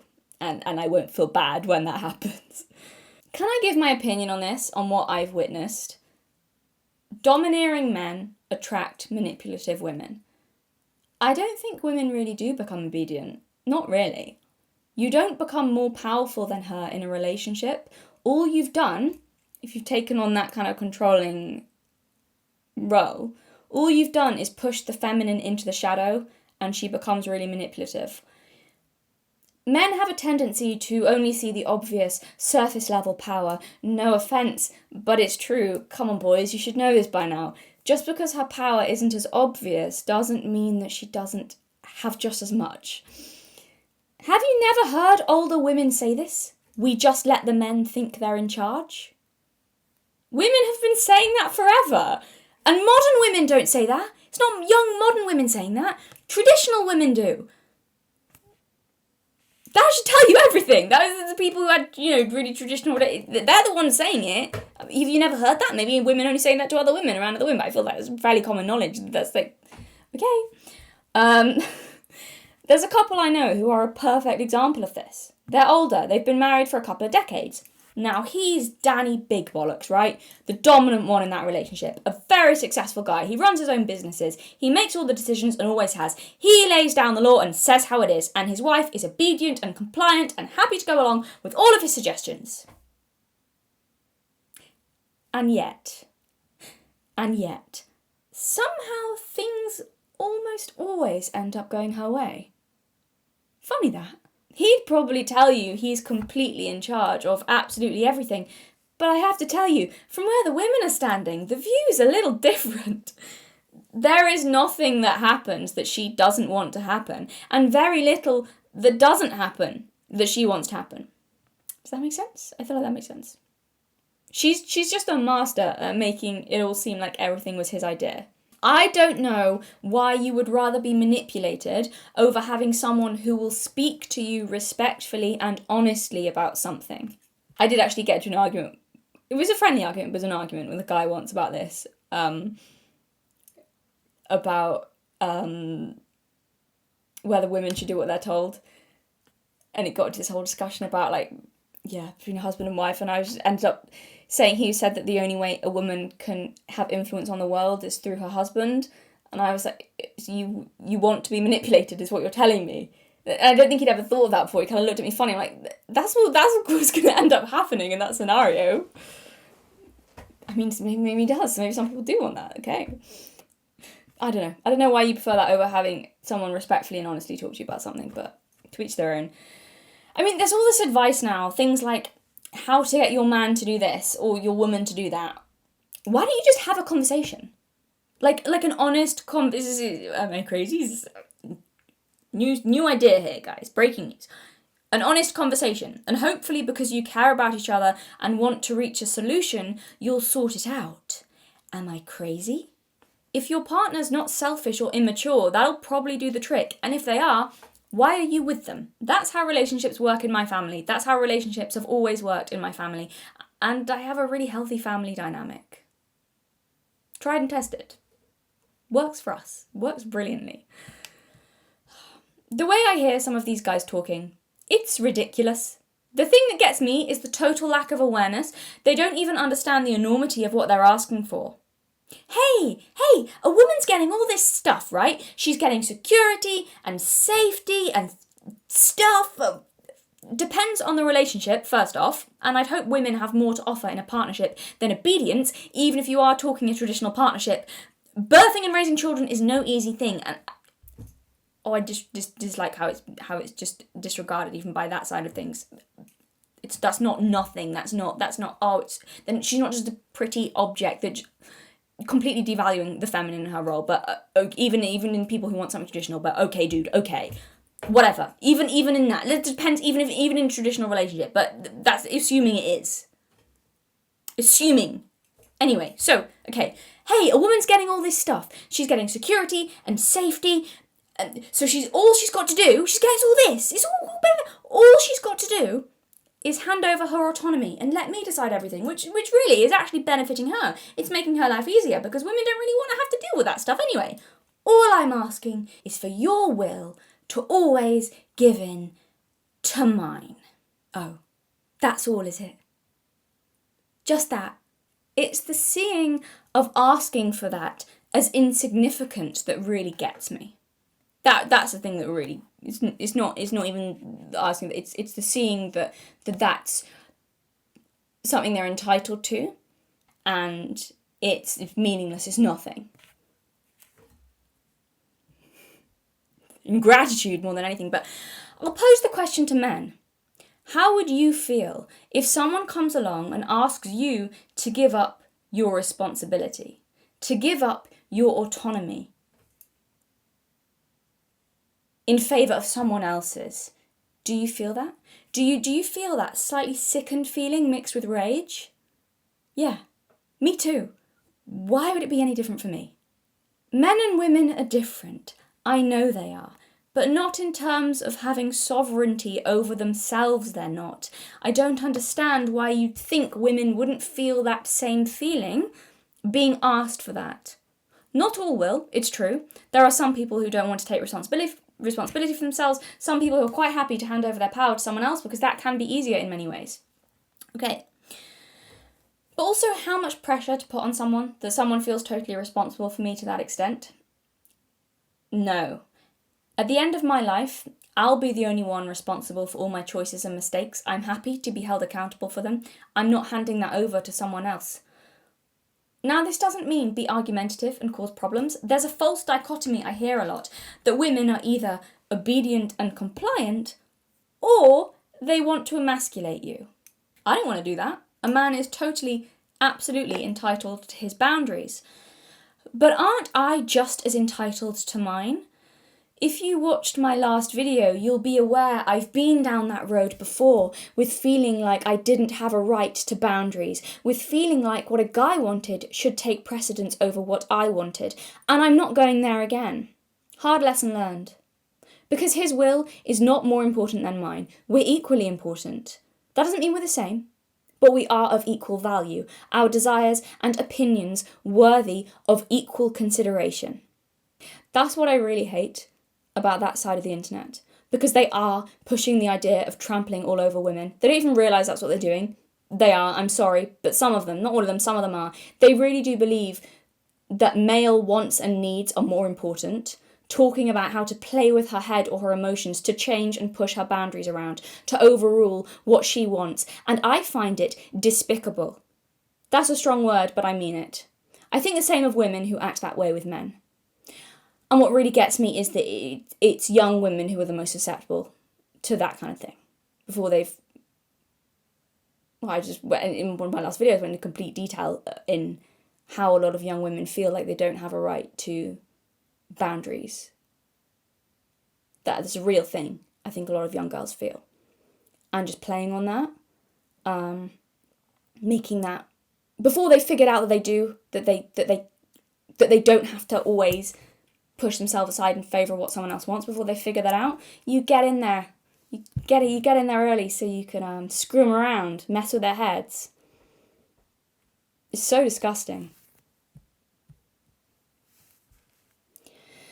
Okay, so that's the more extreme end of the discussions I've seen. A more moderate view I've heard is that it's not that women should be, because I don't want people to say, oh, you're making a straw man, that's not what people are arguing. First of all, that is. I've seen people arguing for that stuff that extreme. Absolutely it is. But that's the more extreme end. So let's pull it back a bit. A more moderate view I've heard is that it's not that women should be totally compliant, but rather they should defer to their man on important things. They can disagree with him, of course, and he can discuss things with her and get her opinion on things. How thoughtful. But the final say should always be his.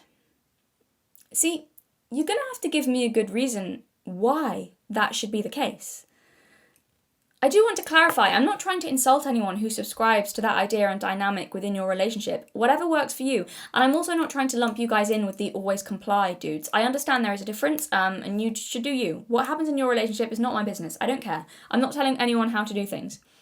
I just have an issue when it becomes, this is how the male-female dynamic should be.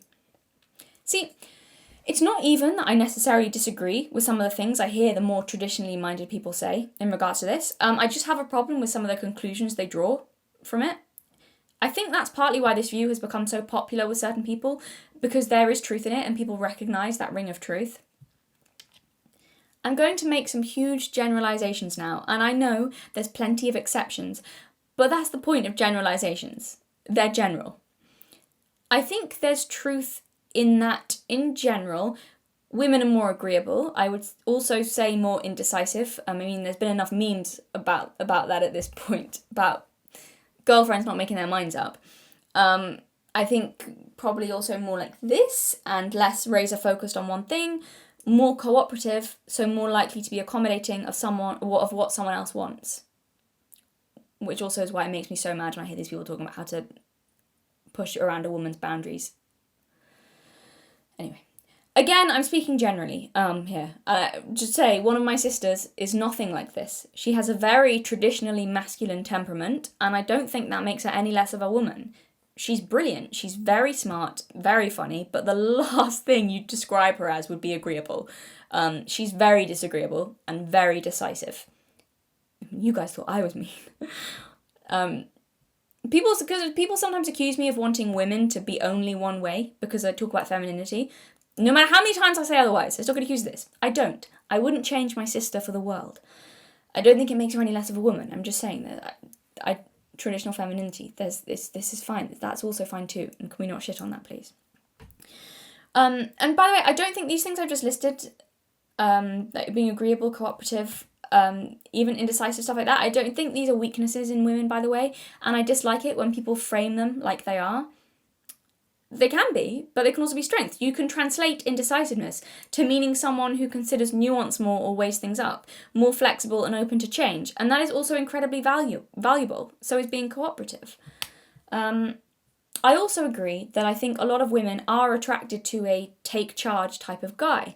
But my issue here is when they translate that to meaning men are in charge. I know that sounds ridiculous, but what I mean by that is I think you're again seeing things on a very surface level and from a very masculine perspective. Now, this could be a whole topic in and of itself. But if I had to very briefly try and explain, I would say it prioritizes the obvious outwardly masculine expression of power above the less obvious but no less powerful feminine inward-looking leadership qualities. But then I suppose that completely depends on how you define leadership. I'm sorry, old Jordan Peterson here. Depends what you mean on the definition. That's true though, because I hear some people talking about it and I'd say I don't think that's necessarily true that men always lead, but then I hear their definition of leadership, and it just depends on, it really does actually depend on how you define leadership. Anyway, I do think men and women are different. We have different strengths, which is a beautiful thing. And I also think that translates as different situations where one or the other should take charge. That seems very self-evident to me. It's not as simple as men should always have the final say. Not only is that ridiculous, but it's short-sighted and totally devalues the feminine. And also from a totally logical basis, just why? How does that make sense? Men always make better decisions? Really? That's not true, at least definitely from... Some men make better decisions, some women make better decisions. I don't know, from what I've observed, and you guys have to tell me what you've observed, but from what I've observed in my life and the people around me, men do not always make better decisions than women. I've known some men who've made some very fucking stupid decisions. So I think about my own relationship to my parents. In some areas of life, I want my mum's wisdom and leadership, and in other areas, I want my dad's. Both are just as valuable. With most decisions I have to make, actually, I'll talk to my mum, but I have noticed that where I want my dad's help is in either really practical stuff or if I'm feeling in danger, like immediate physical danger. The story of my coked up flatmate going nuts, for example, I feel like I always talk about that. I'm sorry, guys, I don't know why that comes up so much, but yeah. I don't mean to. Anyway, but I remember being surprised when that happened that my first instinct was to call my dad, even though in most cases of being upset, I want to talk to my mum. But with that, it was like I instinctively still looked to that masculine influence to guide and know what to do in a case of an immediate physical threat, even though he was a couple of 100 miles away and couldn't help. I still valued his judgment on that. So where I do agree that men are generally better or more likely to take charge is in an immediate physical crisis. And I said generally. Not all, generally. In immediate physical crisis, I do agree with that. This was something my granddad was brilliant at. It was his job for years, going into an extreme situation and being decisive, taking charge, getting things done. I agree that generally men are better at being in charge with stuff like that. I mean, we can see that, with police, military, and jobs like that still being hugely male-dominated. Part of it is the physical strength element, but I think there's an element there, and I think it makes sense from an evolutionary perspective that, in general, they're probably more geared towards dealing with that. But that's not every situation in life, and having the attitude that men should always be in charge, I think devalues the feminine and has a tendency to not make way for nuance. Not every decision in life is like that, and acting as if it is just silly. Do you know what my granddad said? In the years my grandma was so gone to Alzheimer's, it was like she was no longer here. He said, "I feel blind without her, like I'm cut off from my full sight." And situations would come up where my granddad would say, "I wish she were here. Lorna would have known what to do." This is coming from a man who spent his whole life being in charge, leading men, making decisions, knowing what to do. And he still hugely valued my grandmother and her wisdom and her perspective on the things that she knew and her leadership qualities in her areas of expertise. And like he said, he felt blind without her there. Because my grandmother was very wise and she knew things that my granddad didn't. I've told you about my grandma before. She was spooky, right? She just knew things. She knew things were going to happen. She could predict things. It was very freaky. It was very weird. But when her intuition was telling her something, my granddad would never have dreamed of overruling her. Because for a start, that would have been stupid. She's obviously right. She's always right with that stuff. But secondly, she was a fierce northeast woman. He couldn't if he'd tried. That's not to say that she disrespected him. She hugely admired and trusted his judgment in areas of his expertise, like he did with her. I think their partnership was very equal. They took care of different decisions, and they held each other in total awe and reverence all the way until the day they died, and it was beautiful to see. I just can't get on board with this. I just don't think you have to dominate and overrule a woman in order to make sure you're not emasculated. My granddad certainly wasn't emasculated. He was never emasculated. Even when he was old, he wasn't emasculated. And he managed to not do that with my grandmother. Very traditional guy, yeah. I think doing that, having to dominate and overrule to make sure you're not emasculated, I think doing that can actually chip away at rather than enhance a woman's femininity. I think there's ways to have an equal balance of power where each still plays to their strengths and it flows quite naturally. Like I said, I saw that in my grandparents. He was very masculine, she was very feminine, and neither would have said they were in charge of the other. My point is, I think there's nothing wrong with acknowledging different strengths and weaknesses in a partnership or adhering to more traditional gender roles. But when it gets to both of us feeling strongly about something and his word always overrules mine, no. If that works for you, that works for you. I know I've spoken to couples who say, well, you need someone who's going to be the deciding vote. I've seen healthy relationships where that's not been the case. And my parents and grandparents specifically, they don't have that. They just cooperate. You know, if that works for you, that's fine. For me, cooperation is essential for something to work. And that's not cooperation. That's one person having suppression over the other. Even done with love, even then, there must be suppression, an element of it with that dynamic. I'm sorry, but that's my honest opinion on that. Here's the other thing, and I've mentioned this before. Most of the life decisions I make, and certainly all of the important life decisions, are made based on what my feelings are telling me. Classic woman, I know. But this doesn't mean following my whims. This is really important. It's not the same, okay? This is very different, and I've talked about this before. Sometimes my feelings tell me to do something I really don't want to do. So when I say I make a lot of decisions based on my feelings, it's not about being self-serving and following my desires. That's not what I'm saying or advocating for. I think that would be very silly and harmful. And there have been times in my life when I get a certain feeling, and I don't get it all the time. It's a very specific feeling, but when I feel it, it's never wrong. Never been wrong yet, at least, touch wood. But this, ever. I mean that. If I feel that feeling, I have to follow it. And it's never led me wrong. I know some people don't believe in this and some people do, but from my experience, my intuition is pretty bloody spot on and I trust it. I do things it tells me to do without knowing why I'm doing it, and then I'll look back and it will all make sense because things fall into place. I just at this point, I'm not okay. I just trust. Even just with something as simple as YouTube, even with YouTube, every successful video I've made on YouTube wasn't a logical decision, but it was following this feeling, okay? Starting a YouTube channel in the first place, which I didn't want to do. I've talked about before, I did not want to start a YouTube channel, but it was this feeling, okay? And I knew I have to. I don't ignore this. My last video, talking about a negative experience I had, I did not want to make that video. I was so afraid before I made that video. I did not want to talk about it. But this told me I had to. And the response that I got from that video was amazing. So many people connected with that, said it helped them make peace with similar experiences, or had even just something as simple as they had no idea someone else felt the same way. I don't ignore this. I like to think, okay, so I like to think I'm fairly reasonable. I like to think I'm fairly reasonable and open to considering that I could be mistaken on certain things. So I've given this a lot of thought. And like I said, I wasn't really going to discuss it, but like I said, I had the 3 signs. This is way back at the beginning of the video. I had the 3 signs to talk about this topic, and it all ties in. So I'm going to talk about it now, I guess.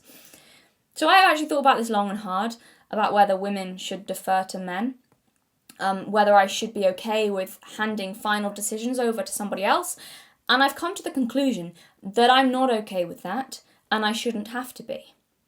I don't see how handing that over isn't abdicating responsibility and, in some sense, making myself a victim. And this is just me personally I'm talking about, I'm not claiming to speak for anyone else. Sure, I could certainly benefit from more logic and structure in my life. A bit of planning wouldn't do me any harm.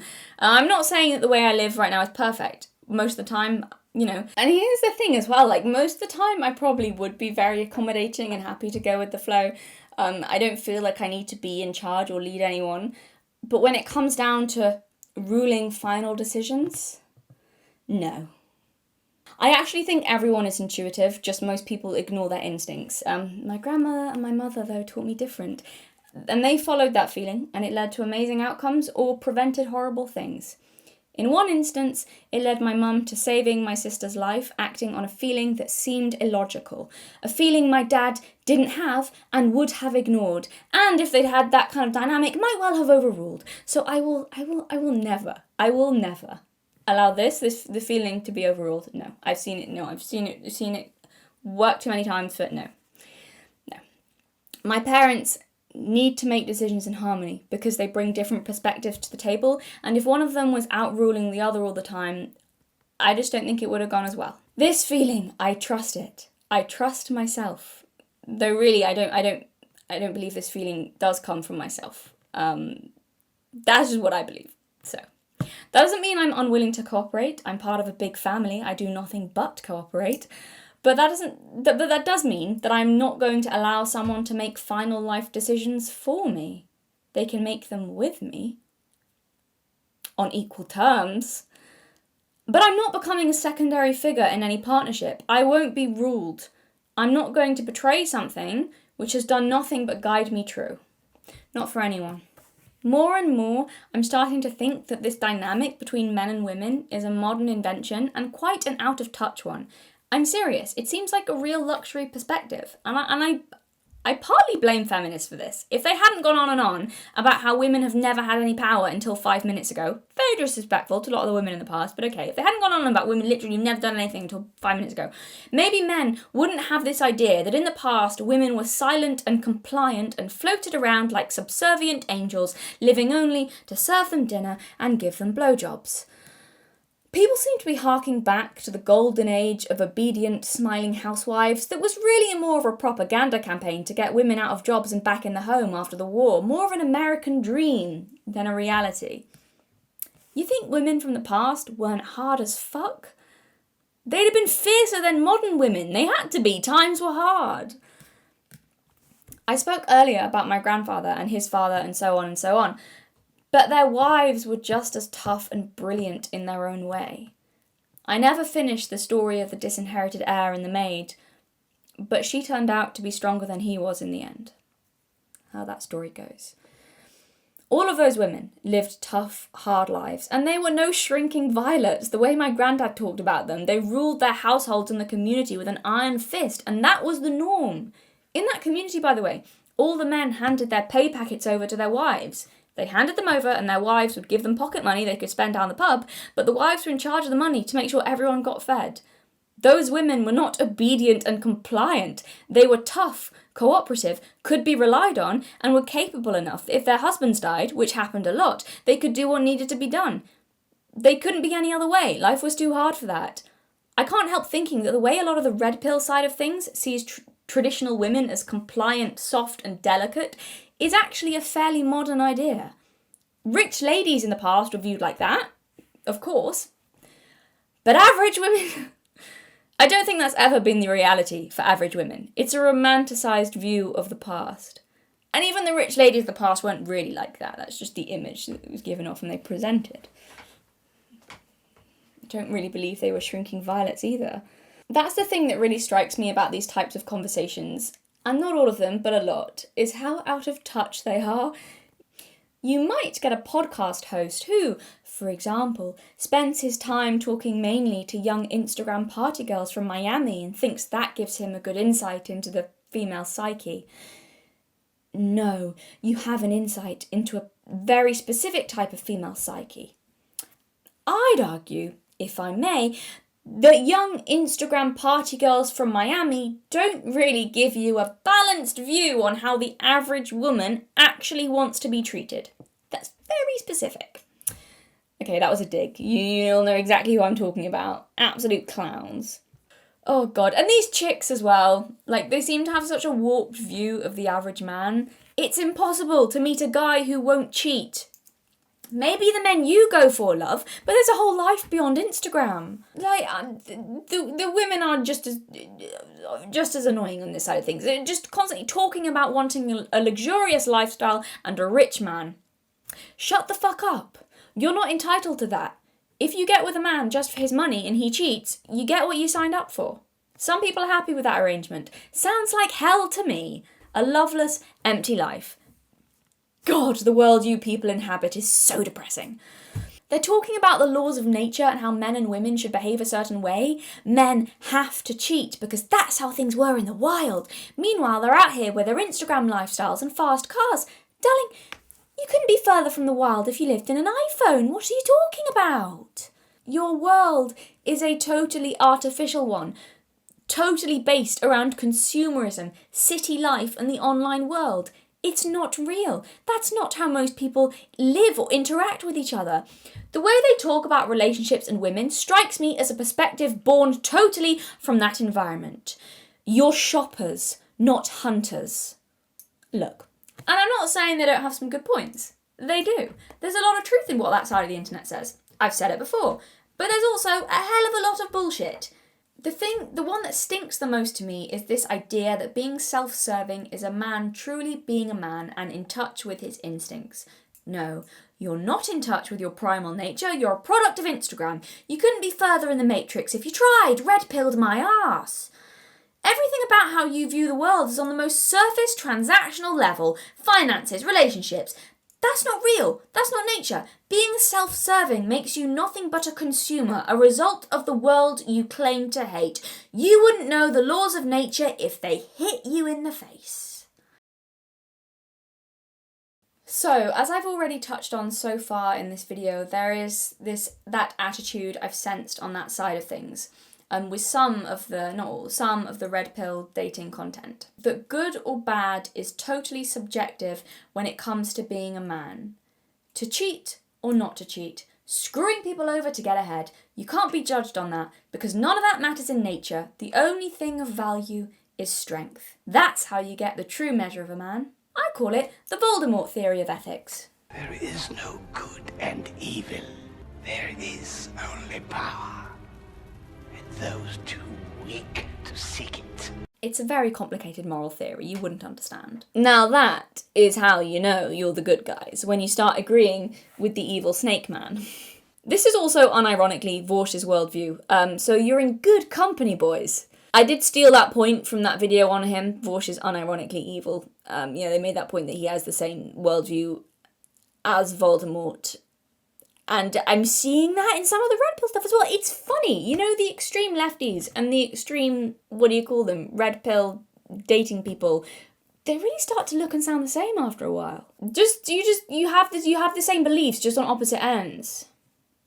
May I offer, gentlemen, an alternative perspective? I've already talked at length about how true kindness requires strength and bravery, and true cruelty requires weakness.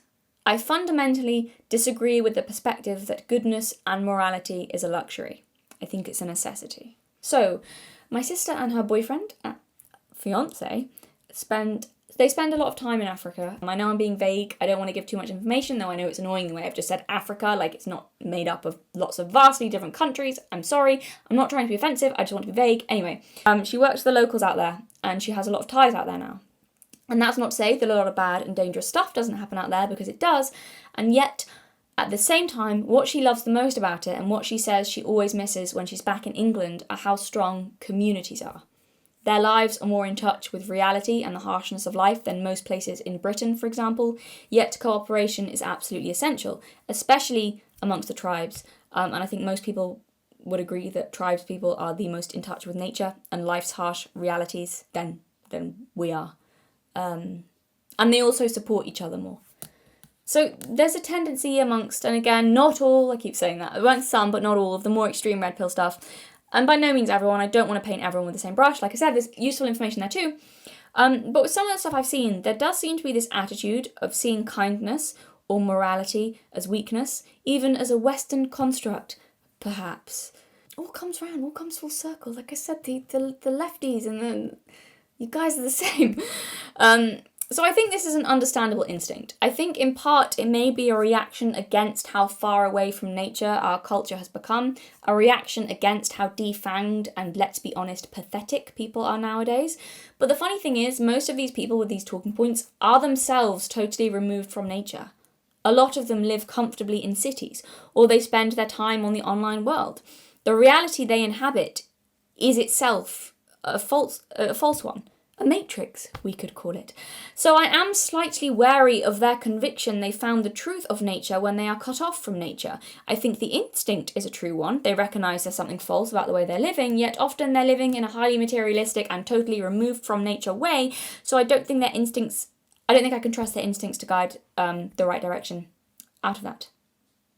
I'm sorry, I don't think their instincts are finely honed, I don't think their instincts are without the influence of what they're surrounded by, and I think they're in part blinded by their world. If you're so enmeshed and part of it, I don't know how you can see it clearly. I'd much rather trust a wild man living in the woods about the truth of humans and nature and reality. I think his instincts will be pretty spot on. Fun fact, I do actually know a wild man living in the woods, so... I do also wonder if partly this explosion of women loving bad boys, of bad boy literature and wanting to be treated badly, I think several reasons. I think partly it's because of the porn industry, but also this desire in women everyone's going on and on about being the natural state of women wanting a bad boy. I'm not sure that it is so natural. Some of it, yes, and I totally agree that from a biological perspective, most women want a strong, competent man. This makes sense from an evolutionary aspect, but this warped version, the bad boy, who everyone's going nuts about saying all women want this, not true. I wonder if this is because, again, most people are living totally removed from nature. They're cut off from their instincts. And this could just be absolute bollocks. This is just a thought that occurred, right? Might be absolute shite, but maybe there's something here. People are cut off from their instincts. I'm not so sure this female desire to be treated badly is a natural instinct necessarily. I wonder if it's a tainted instinct of wanting something true and back to nature and outside of their curated lives, but their instincts are off. So instead, maybe they're drawn to selfish, morally bankrupt men. I don't know. As I said, I might be talking shit, but maybe not. It might be a desire to feel something true and harsh of nature and of the world because our lives today are so sanitized. It could be part of it, maybe. It might, in part, explain this explosion of seeing cruelty as attractive in women's fiction, for example. A desire to feel something real in a world where the general emotion for people in their day-to-day comfortable lives is dull apathy. So like that film 365 Days about a literal abusive kidnapping, or After. Again, yeah, or even 50 Shades of Grey, stuff like that. I have no idea, but this did occur to me. So I was talking to my mum about this, and she says there's always been women who've liked bad boys, but she remembers them being a small percentage when she was young, and also that the bad boys themselves were really looked down on as useless and kind of scum by most people.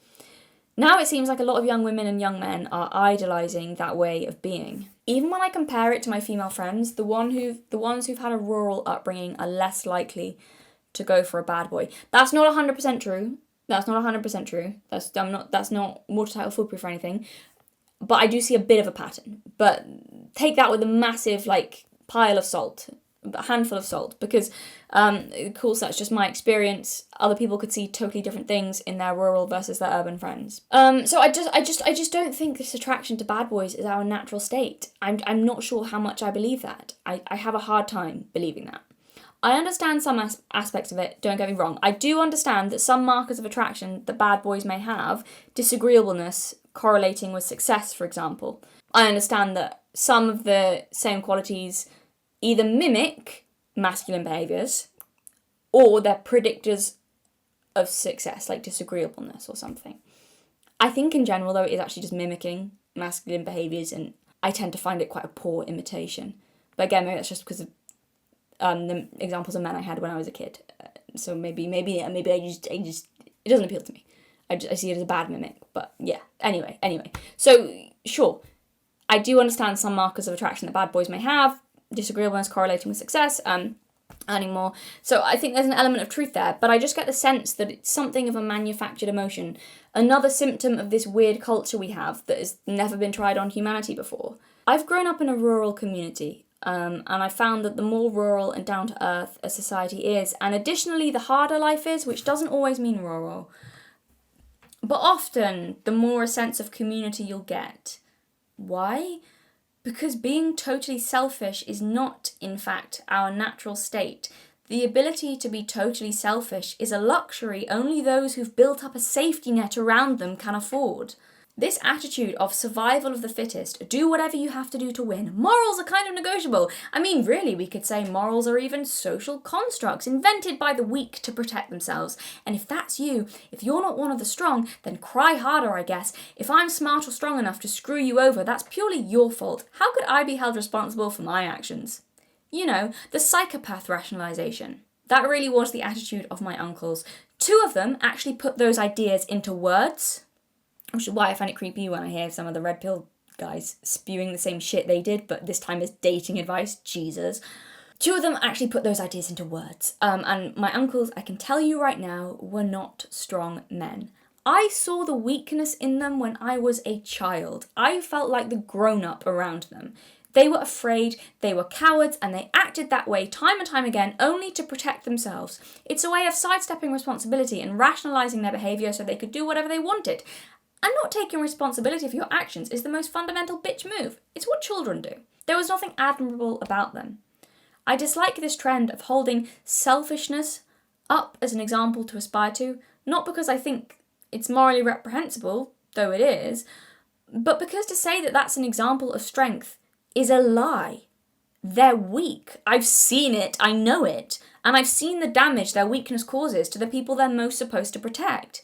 To me, my uncles did not look like the most natural state of man. They looked like the twisted symptoms of a sickening society, psychologically bloated with their own greed, cut off from their hearts and their instincts, selfishness doing a poor job of masquerading as strength, bluster in place of masculinity.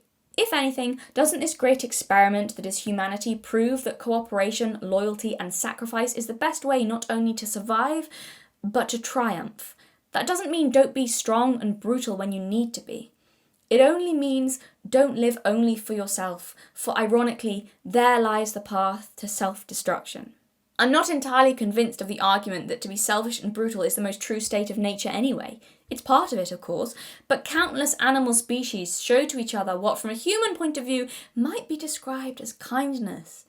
At the very least, the opposite of selfishness. That's as much a part of nature as selfishness is. I just want to add to this quickly that I recently read an article, and again, okay, yeah, sure, I haven't done a load of research into it, can't verify it all, who knows, but it sounds like there's a lot of truth to it, that was talking about the reason Homo sapiens survived and became the dominant human species was because our community bonds and ties and care of each other was a lot stronger than Neanderthals, for example, and that we developed culture even really, really early on, whereas Neanderthals didn't, and that it was our love of art and early creativity and culture that started creating cultures, which therefore created stronger community ties and a sense of a community and assisting each other and helping each other. That is the thing that's led to our world domination, really, and survival, is our kindness and care of each other over other species. It's to suggest that those instincts and things are a weakness rather than a strength that is insane. I think without that we'd absolutely destroy ourselves. It was not every man for himself, even back then. Perhaps not so much survival of the fittest, but survival of the kindest or the most cooperative. With balance, of course, but I think that's clearly one of the things that has given us our success. And I think there's an argument to make that lacking that instinct is the true anti-nature and twisted, the real perversion and abomination of our natural state. You can make that argument. Don't give me that bollocks of we can all kill each other because that's nature. Okay, sure. It's a way to self-destruction. By the way, I just want to add to this as well. This recording is getting really, really long now, but I do also want to add to this because I hear this narrative so much. They specifically use this justification, the nature thing, specifically in regards to why men shouldn't have to be monogamous, which is fine, you know, everyone do what you want, but the argument that it's like, no, men naturally can't be faithful, shouldn't be faithful, which isn't true. Men can be faithful. Bit insulting to men to suggest that they just are incapable of that. But the other interesting point is, sure, there's a biological argument to be made for that a lot of societies throughout human history have been polygamous, but only the men have been polygamous and had loads of wives, or women, and the women have only had one man. Sure, but you know, monogamous societies are more successful. And I don't know all the science stuff. But I've heard people who are far more intelligent than me and far more research than me talk about that. That part of the reason why I guess the Western world conquered and why I've been so successful is because of monogamy. Because men weren't wasting time on loads of women. They were going off focusing on other creative pursuits and doing things and creating culture and going out and fighting and monogamy, supposedly, people have argued, is the thing to thank for that. So I mean, if you want to make I think from a moral standpoint you should make that argument. But if you want to completely disregard that and make it from a purely this is the state of nature, this is how things should be, well, in terms of what's mostly successful, yeah, that's actually not the way to do it. I believe in monogamous societies, one of the things is that they're more stable, there's less crime, the society as a whole is more successful. You've got less angry young men running around, causing havoc. And so energies are focused on more valuable pursuits. And I think also, just from my perspective, I think there's also probably something to be said by having a partnership with one person, one woman, and that her input and value is probably more easily disregarded when there's lots and lots of women or wives, which I'm not so sure is a good thing, to disregard a woman's input or insight. I think a lot of cases that would be very foolish. But there we go. So Kipling was the first to use the term the law of the jungle. And I would just take a moment. I'd just like to tell you how he described it. Now this is the law of the jungle, as old and as true as the sky. And the wolf that shall keep it may prosper, but the wolf that shall break it must die. As the creeper that girdles the tree trunk, the law runneth forward and back. For the strength of the pack is the wolf, and the strength of the wolf is the pack. It's funny that the phrase, the law of the jungle, has come to mean selfishness, brutality, and every man for himself, when Kipling was actually talking about cooperation, loyalty, and observing animals working in harmony. Only now people use it to mean the total opposite of what he intended, of what the phrase was first used for. You want to talk the law of the jungle? That's the law of the jungle. Kindness is as essential, as much a part of nature as brutality. It has to be, or we destroy ourselves. I'm striped as well, like some kind of tiger, so it must be true. So I have a big family. We have a family business, and to different extents over the years, with people coming and going, but to some extent we've all worked in it together since we were kids. You have to maintain healthy relationships with your family if you're going to do that. Otherwise you'll kill each other. So it's so basic, but I don't understand why people think they can have good romantic relationships if they're unable to have any other kind of functioning relationship. And I'm not just talking work or casual relationships. I mean how to factor other people into your life. You'll get people who've only ever lived totally for themselves, only ever considering themselves and what they want, and then struggling when suddenly they have to factor other people into the equation and consider their needs. Of course it's not going to work out if you haven't mastered the basic principles of how to get on with people. A romantic fantasy is nice and there's some truth to that, but it's not going to be any easier than the other relationships in your life. Not long term. Probably harder in a lot of ways. And you can't just give up or walk out when things get a bit uncomfortable. And it will get uncomfortable, because life is uncomfortable. That makes it all sound terribly unromantic, but I disagree. It's not that the love comes second place to the grind of duty, but rather I think that the love is enough to make duty worth it. And that's the magic. That's the other thing as well. Of course, there are different forms of love, or rather, I think love expresses itself in different ways. Like, obviously, familial love is going to be different to romantic love. But I would just say that that's a different expression. But the fundamental underlying feeling, love is love. It's the same. It's like love for your children, love for your siblings, love for your parents, love for a partner. Yes, obviously, it'll be expressed in different ways, but love, the feeling, is the same. I find it weird that people kind of so vastly differentiate as if romantic love is like completely removed from love. I see people doing that a lot. It's like, and that then love becomes not enough and they need a constant romance, or you know what I mean? I don't know if I'm explaining myself properly. I didn't script any of this bit, but yeah. I'm just not sure how helpful it is constantly treating romantic love as if it's a completely alien thing and totally different and removed from love. No, it's expressed differently, but it's the same. I think that actually probably harms relationships more than it helps them. Completely removing it from the concept of love. Do you get what I'm trying to say? I don't know. I feel like I should have like written out my thoughts properly on that. But yeah. So let's talk about the nature of love. So the day my littlest sister was born, after my mum, I was the first person to hold her as this little newborn baby. She was born at home, with just the family and the midwife there. It was very peaceful in the small hours of the morning. Dark depths of winter. It was in a dark room. There were only candles lit and there was whale music playing. Yes, we're that kind of family. So my mum this was her fourth birth. She was a pro at this point. No drugs, no nothing. She didn't even shout. She was quiet and focused, just took deep breaths. And she wanted us to be there because she wanted us to see that childbirth doesn't have to be traumatic. That's why she specifically wanted all of us kids there.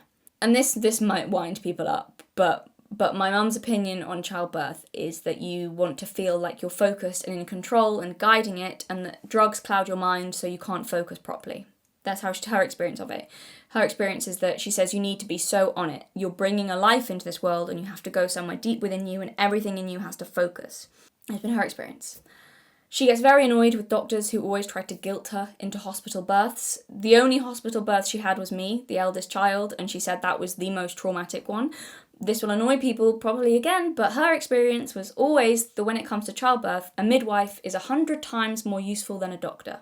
This is her experience. Again, this might annoy people, but this is what she's found. And she has actually said these words, that during childbirth, quote, "Doctors are bloody useless and just get in the way." Make of that what you will. She's also of the opinion that women know what we're doing. It's something we've done for hundreds of thousands of years and our instincts on it are normally spot on. And also interesting, doctors make you lie on your back, midwives don't. For anyone who doesn't know, it's way harder. I know this, I know way too much about childbirth. If you lie on your back, I think it's like, it's harder to give birth. I think it's like your pelvis becomes like 20% smaller or something like that. Basically, it's way harder. It's just easier for the doctor to see what's going on, but like it's the worst position to give birth in, on your back. Midwives, she said, never make you do that. Also, not kidding, midwives' instincts are bloody spot on. They what she's always found, that they just knew if something was wrong and how to solve it right away if you get a good midwife. So yeah, anyway, that little tangent into talking about childbirth. That's not shaming people who have hospital birth. Do what works, do what's good for you, but I know my mum's experience anyway, she's always found that natural home births, she's found to work a lot better in her experience, so... Anyway, so she's a pro, she's focused, she's managing the pain, she's in warrior mode, she's like, okay. So I was there when my littlest sister came into the world, and after my mum held her for a while, she gave her to me. She was so tiny, like a little fairy child, and I didn't want to let her go. So I was 8 years old, and I knew my duty right then. It was like, that's it, she comes first, and if I have to die for her, I will, because my life belongs not to me, but my life belongs to life. My life belongs to life, to the world, and she's the part of the world that I love most, and because I belong to the world, this is my duty to life. I don't know if that makes sense. Obviously, I couldn't have articulated that at 8, but it was a feeling, not a thought. I loved her so much. The duty isn't really duty, but just a willing expression of love, and it hasn't faded with the years. It's just grown and grown and grown as well. Love is actually love. Actually, it doesn't go away. It never doesn't stop. You can't. I don't believe it doesn't stop. I feel the same. I feel the same about my other siblings. By the way, it's just I don't remember the days they were born as I was too little. But I'm not playing favourites. It's eldest sibling complex. What can I say? And I can feel it so much of the time. Like it goes. When I think about everyone I love, it's a physical feeling that goes beyond my body. It just grows and expands, and there's no end to it. I feel the same when I think about nature, the same feeling, and it's this feeling, this is why I'm here, and why the world is here, and what makes it all worth it, and what I would live and die for. But, so no one's life is solely their own. Not really. That sounds bad. I don't mean you should always sacrifice yourself for others, or that you shouldn't do what you want with your life, or that you're not a sovereign being in control of your life. Yes, you are, that's all true. But all I mean is no one exists in a vacuum. No man is an island. We all belong to the people around us in a strange sort of way. And by virtue of being alive and part of humanity, you've got obligations to those around you. You can choose to walk away from that. Of course you can. It's your right. You have free will. But you'll miss out on a lot. And that doesn't mean that there's not been difficulties and arguments and hard compromises and things I really didn't want to do for my family. But the love was still better than all of that. It always is, if it's really love. Duty isn't a bad thing either. I had a purpose then. I am an older sister. I exist not only for myself. And I've had that knowledge, belief, duty since as long as I can remember, since my first younger sister was born, which I don't remember a time before she existed. So that's just, yeah, it's always been a thing. And I don't mind that. I like that. I've always belonged to other people. I don't mean that in a bad way, not like that, but like I've always had a duty from being tiny. That's always been, I've got a duty to my family, to people around me, and a knowledge that my life's not just for me, not in a bad way.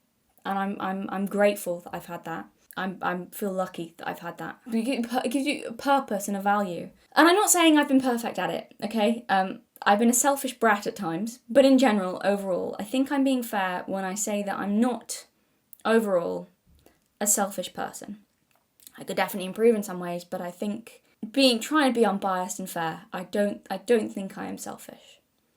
You can't be when you love people that much, because it's not even that you feel like you should consider them, it's that the thought is in your mind without you even having to reach for it. It's a reflex. I think people are unhappy when they live for themselves. I think people are always happier when they live for others. And that doesn't mean take it too far. It certainly doesn't mean devalue yourself.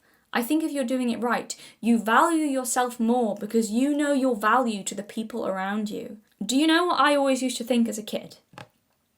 And this used to make me feel like this used to give me such a sense of awe, okay? And when I was a little kid, I would think about all the people that I loved and how amazing and special and rare they all were. And then I would think, wow, if people like that, who I love so much, they're so wonderful, if people like that love me, then I must have value, because these people are the best people in the world and they see value in me. They love me unconditionally. Felt so blessed.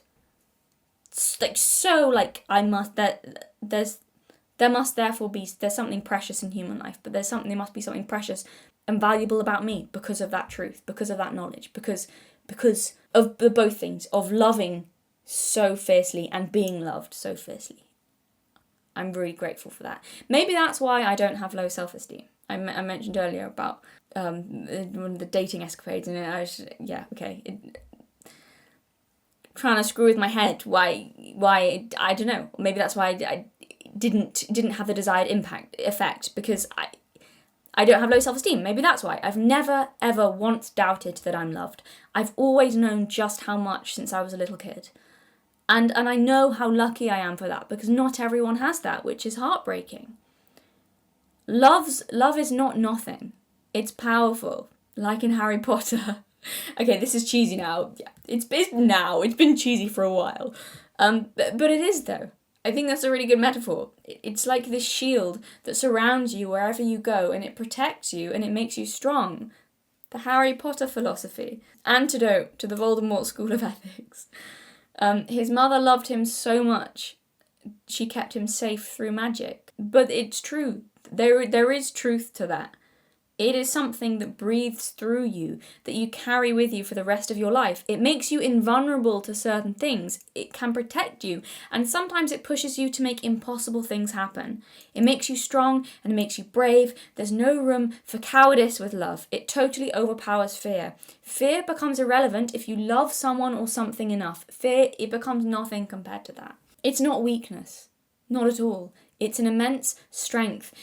And also the only thing worth living for, the only reason I can see that life would even exist in the first place. The nature of God, we could call it. I think you're left vulnerable if you don't have it. I think that's what God is, the essence of life. It's holy and sacred and so much better than any object or fleeting pleasure. And if you've been given it, you have a duty to share it with other people, because not everyone was lucky enough to feel that. And if you were blessed enough to receive that gift, you can't keep it to yourself. If you try to hoard it like a miser, you'll lose it. It'll vanish like fairy gold. It can tell if you're not grateful for it, if you're selfish with it, if you don't love enough to share it. But the amazing thing is, it's impossible to give it away. The more you share, the more it multiplies and grows and expands. Actual love, I'm talking about, not infatuation or obsession or desperation. That will drain you. Love doesn't drain you, and if it does, it's not love. That doesn't mean that life won't drain you, or that things won't be tough and hard and horrible, and sometimes you'll suffer, and sometimes you might even feel like you hate the people you love. But love is still there, and it makes life better. My grandparents were together for almost 7 decades, and up until the day they died, I think they were still as much in love as it's possible for two people to be. More, probably, because they had a whole lifetime, a whole shared lifetime behind them. As a kid, I remember worrying about them. I was scared about who would die first, because I couldn't bear the thought of one of them left without the other. I just knew whoever it was would be lost. As it turned out, in a sad way, they sort of managed to escape that. My granddad died first, but by that point my grandma had severe Alzheimer's and didn't understand he was gone. Having said that, he was the only person she could still remember right up until the end, and his name was the only word she could still say, and she asked for him every day until she died, which was not easy to listen to. It broke your heart every time. They were devoted to each other. That's a lifetime of love. That's precious. And they were both worthy of that because each of them valued the other beyond measure. You don't get that kind of relationship by approaching dating like it's a transaction. Sorry, but you just don't. More than that though, you don't deserve a relationship like that. You're just not good enough. Not because you're not good looking or rich or successful enough. That's not what I mean. I'm being literal. You're not good enough, if you approach it like that. Let's not be naive. We also know the data shows men tend to value youth and beauty, and women tend to date up and across, as in they're less likely to date a guy less financially or professionally successful than them. And yes, this is a generalization. And sure, physical attraction is important and being financially stable is important, but to put this before everything, to act like that's it. Yes, these are real and true human instincts, but to act like there are also no higher instincts, like there's not something more that moves us beyond solely the realm of the physical, probably the same place joy and art and compassion come from. Human beings aren't just meat sacks. Unless you're totally materialistic and shallow, I think most people would agree. Even those who don't believe in anything beyond the physical, I still think most people would agree there's a higher element to love, no? I would say it's spiritual, divine. You can call it what you want, but we know there's more to it than purely lust or a desire for resources. The people who don't know that end up in transactional marriages, and I've seen a few of those. They end either when she leaves him if he loses his money, or he leaves her for someone prettier. It doesn't make any sense to make a decision based on that anyway. Beauty doesn't last forever. And being financially stable or successful now is no guarantee of that in the future. You make a decision of someone you stick by no matter what, and that's it. And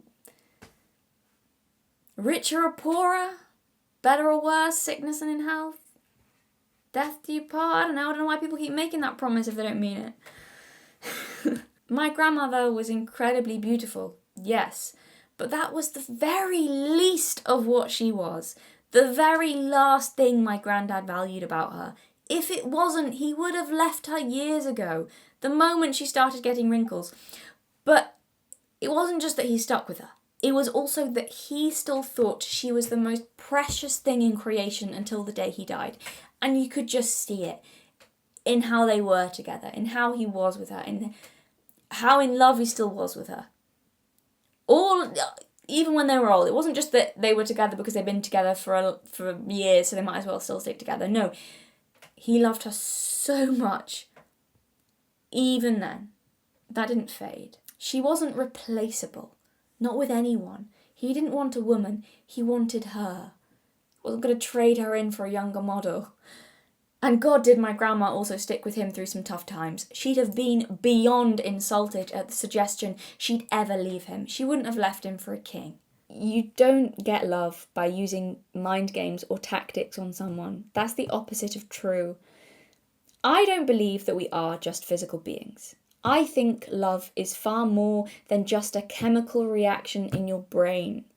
You can't get to it by hacking the mind. It's not in there. You won't find it. You can only get a pale imitation that way, a twisted version of it that will never live up to the real thing. It might in some ways look like love. It might be intense and obsessed and infatuated and passionate, but it's not love, and it will sour and turn toxic in the end. Love spells never work. Haven't you been reading your fairy tales? It's just a glamour, an illusion, and illusions shatter. Love endures. I think actually that love is the thing that will break illusions. Certainly it doesn't create them. Love is blind. No, it's not. It's not. I love my family not because I don't see them, but because I do. I see the very worst of them, the darkest parts of them, all of their weaknesses and flaws and failings, just like they see mine. And love is the thing that gives me that understanding of who they truly are, to see without judgment, to even see the devil in them and to love anyway. I see them truly and fully, and my love for them is far greater than someone else who might come along and see just an illusion of what they're not.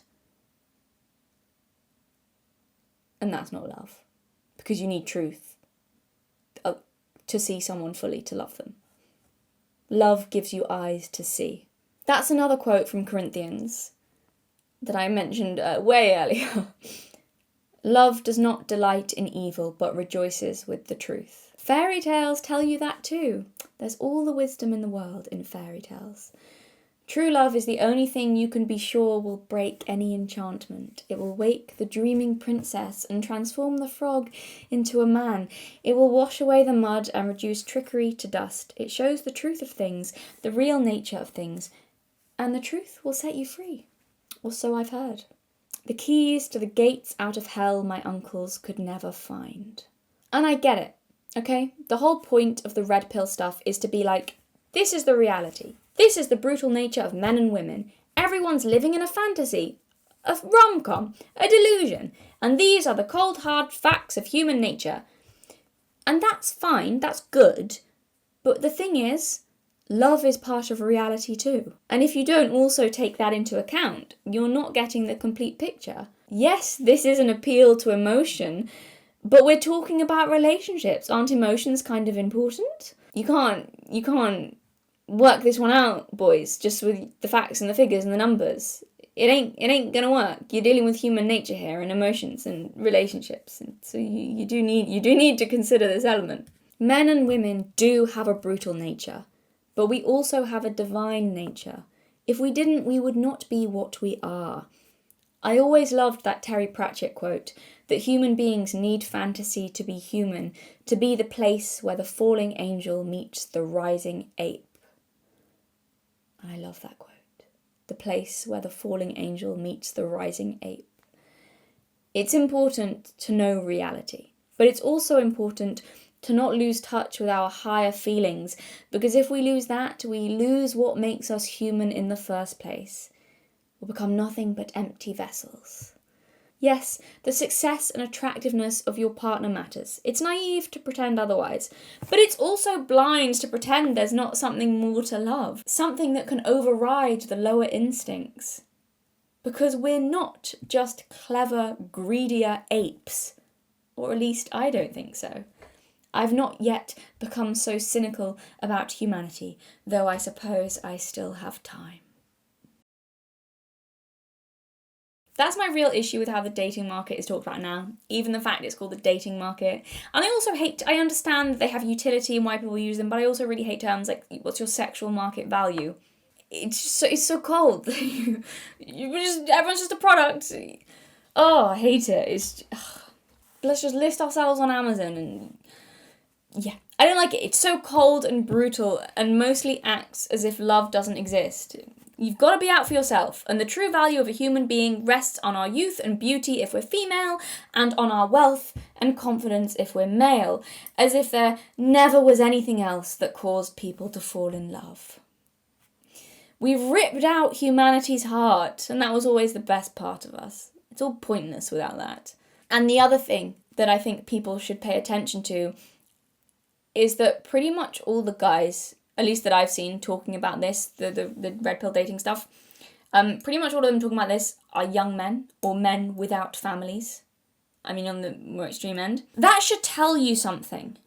All of them seem to have the final destination in mind of getting a good woman to raise a family with. Yet all of their techniques are geared towards just being able to get and sleep with as many women as possible. Those are not the same. That requires two different approaches to do. How do you think you'll get the former if you approach it the same as the latter?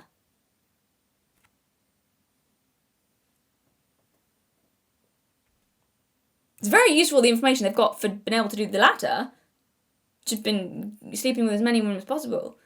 But if, as a lot of them claim, that they do want to find a good woman and raise a family and have a stable relationship, I'm not hearing much useful advice on how to do that. The latter technique is not going to work to do that, I don't think. A surprising number of young men talking about finding a good woman to have a family with. They also talk about how being able to sleep with women on the side, and their wives will somehow magically be okay with that. Good luck, boys. I think you'll need it. It's my opinion that really most, I kind of want to say all, but I'll go for most just to be fair. I feel like a woman who's okay with that probably doesn't love you and is with you only for what you can give her. A lifestyle, maybe money, status, but not love. Women are not so different from men in that respect, despite everyone harping on about how they are. It's really not true that women don't care about physical infidelity. I hear that a lot, but it's a lie. I feel like most women who truly love a man will not put up with him sleeping around. Firstly, because it would break her heart, but also because it's proof he doesn't feel the same way. If it happened to me, I'd kick him out like that. Without a look back or a second chance. You're gone. Goodbye. No excuses or explanations. I don't care. It proves that I feel like it proves he doesn't love her and the relationship is just as empty and transactional for him. Men can sleep around while still only truly loving one woman. No, I don't believe you. It's not true. You're lying. You have a weak character, so that's your excuse. It's an excuse. It's not a reason. And then you come to the kids, which none of these people ever really talk about. They'll go on about wanting to find a good woman to raise their children. But have you considered what your children will think of you? No, of course not. It's all about what you can get out of something, not about the impacts your actions will have on those around you, not really considering those around you as if they're individual people in and of themselves. Again, it's all about the accessories and the status and that these things people can give you. Again, my uncles were like that. I'm familiar with the attitude. I mean, I've seen it. I've seen what your children will think of you. I can tell you if you like. There's exceptions, obviously, but a lot of the time, their kids are filled with fury. Your sons may hate you for treating their mother badly. Either that, or their own perception of women becomes totally warped. I know a few boys who see all women as weak because they view their mothers as weak for putting up with that behaviour. And then they also can't form functioning relationships with women when they get older. Not good. And then it comes to your daughters. God, do you want to know what daughters think of fathers like that? They hate you. They just hate your guts. And as soon as they're old enough, a lot of them cut all ties and want nothing to do with you. They see you as fucked up, selfish failures, as an endless disappointment, as pathetic. It's highly likely that they'll end up incredibly vulnerable to being taken advantage of by men. So there we go, your first task of being a father and protecting your daughter has failed because of your own behaviour. And you might have a different view, by the way, on that sort of behaviour when it's your own daughter being treated in the same way you treat women. Or sometimes your daughters will be filled with fury and view all men as evil. Not always, but I've seen that enough. The way all these stupid young guys are talking on the internet about how to have good relationships with women, most of them don't seem to fucking have good relationships with women. Probably not a single healthy relationship with women. So what the fuck do they know about anything? Why are you listening? What do they know about how to set a good example for children, to have a healthy family dynamic, to raise children who will love and respect you? Everything they're talking about is geared around the life of a single man. How to maybe be successful as a single man on the dating scene. Fine. I mean, I think a lot of it's morally reprehensible in how they go around manipulating and using people, but fine. It's effective and it works for what they want to achieve. Okay.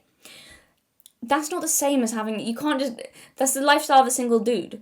If you're talking family dynamic, being a family, raising a family, you can't take all that, they seem to think you can just, no, that's not how you get healthy family dynamic and become a father that children will respect and feel safe around. It's kind of laughable. That's not how you raise children who will love and respect you. Men like that, and women too, I know, I'm sorry, but I have been talking from the male aspect here. Men like that, they don't leave people behind who have lasting admiration for them. That's not how you get that. They know how to take advantage of people. Of women, mainly. That's what they're selling. If that's what you want, go for it. Take their advice. It's damn good advice that works on psychologically vulnerable people, and it'll work for years and years and years. And then you'll probably die alone, or despised by a wife you never loved enough to treat well. Loneliness isn't as fun when you're old. Because what will your legacy be? I've seen what men like my uncles left. I've seen their legacy, how their children viewed them, how their family viewed them, what they added to the world. Nothing. Absolutely nothing. If you've watched this whole video, you've heard me talk about my grandfather. You'll have heard in how I talk about him, how much I loved him, respected him, admired him, and miss him. And I will for all my life. How much I learnt from him, how I feel like he's passed on a baton I can't let drop because then I'd let him down. You do not earn that level of respect from your children and grandchildren if you run around living only for yourself and treating other people as tools you can use. That's not worthy of respect, or remembering, or even of much love. I always loved that quote from the film The Prince of Egypt. It's such a great film. It's such a great film, that kids film The Prince of Egypt. You know, the story of Moses, but animated. It's brilliant. Which, actually, interestingly, I didn't think of that until now. The character of Moses, and you got Ramesses as well, as princes of Egypt, I think would probably be red pill guys. They're like the extreme end of it. They were, running around being all materialistic at the beginning, not fast cars, but fast chariots, racing them, fucking things up for people, just leaving havoc, destruction in their wake, lived only for themselves, slave girls everywhere. All that jazz, treated people terribly, were just a drain and a parasite, just took and took and took. And then, obviously, Moses goes off and goes through great in a journey, you know, of redemption and finding what really matters, and starts adding to the world rather than just taking. And I like that. And as he's going on that journey, there's that quote from the song. I'm kind of paraphrasing here. I'm not paraphrasing, but I'm taking two different parts of that song. It's one of the best songs that his father-in-law tells him as he's going through this inner transformation from materialistic, shallow, silly boy to someone who's actually going to have a positive impact on the world. And that's the quote his father-in-law says to him is, "How can you measure the worth of a man by what he builds or buys, by how much he gained or how much he gave?" And I love that. I always love that song, but that quote always stuck out to me and I really liked that. Yeah, and it's true. How can you measure the worth of a man by what he builds or buys? What does it matter what you've bought? That means there's nothing. By how much he gained or how much he gave? Because that's the thing. What kind of legacy are you going to leave behind with that kind of like mindset, attitude, lifestyle? Like a load of money, maybe, if you're lucky enough to be one of the few who makes a lot of money. But what the hell is that worth at the end? That's not a legacy. My granddad died happy, respected, loved and mourned by all of his children and grandchildren. He died knowing there were people in the world who existed because he had saved their grandfathers, enabling them to be born. He died leaving no great pile of money or possessions behind. The riches he left were worth so much more than that. The lessons he taught his grandchildren, the people he inspired, the people he saved, the community he protected.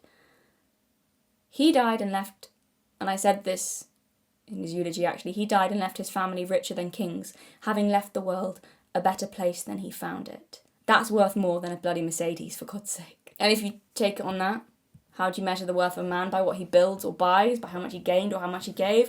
Well, his worth is beyond measure. So when I was scripting this video, I was looking for a quote, and I found the eulogy I wrote at my grandmother's funeral. And what struck me, it's funny, a lot of the things I talked about in her eulogy, about what she gave to the world and her kindness, it's really relevant to like all of the topics I've been talking about in this video. And I think just because I've given my granddad, talked about him so much and given him so much credit, and you know, I'm going to read the whole eulogy that I wrote for her. Because why not? The video is already super long. What difference will it make? To give her some, you know, some love too. But because I think the theme fits in with that, and to kind of bring home the point of like the importance they had on the world. And you'll have to, so I'm going to do that, and you'll have to excuse. I feel like I want to rewrite it, the eulogy, because I'd write it to be better, so you're going to have to excuse if it's not written that well. But so this is what I wrote. It's what I wrote for her, and I'm going to read it because I just feel like a lot of it, I was just going to take a quote from it from the end, but actually I'm going to read the whole thing. And if you're bored, I'm sorry. So here we go. What I remember most about my grandmother are her hands. I remember vividly how they were before she became ill, exactly how they looked, how broad they were, the rings on her fingers. I remember exactly how they felt too. They were always so warm, they were almost burning. Her skin was soft, and her grip, as I'm sure all her children and grandchildren will remember, was like iron. For such a small woman, she had remarkably strong hands. She was tiny, she was like 4 foot something. If you wanted to understand Lorna Hall and who she was, you'd have been better off observing her hands rather than her face. They were always so sure of themselves, never faltering, quick and clever hands that could never seem to be still, capable of mastering any task. As children, we watched her in awe as she, lightning quick, easily caught flies out of the air with those hands. She was like a Jedi. We saw her cook with them, clean with them, and I remember exactly how they felt on my forehead whenever I had one of my frequent headaches. I remember this so vividly I can almost still feel them. They were burning hot, but soothing, and I could always feel the power in them even when she was being gentle. And remarkably, my pain would be lessened. There was something about her hands on my head that was far more effective than any medicine. So, why am I talking about her hands? Well, when I stood up here 2 years ago, almost to the day, at my grandfather's funeral, I focused on one characteristic which, for me, defined him and his life. His streak of warm-hearted rebelliousness, which led him to achieve, again and again, the seemingly impossible. I wanted to do the same for my grandmother, to do my best at capturing in words her essence. How could I describe the mixture of softness and strength, kindness and grit, humility and nobility that made up my grandmother? When I think of hands and what they symbolise, several things come to mind.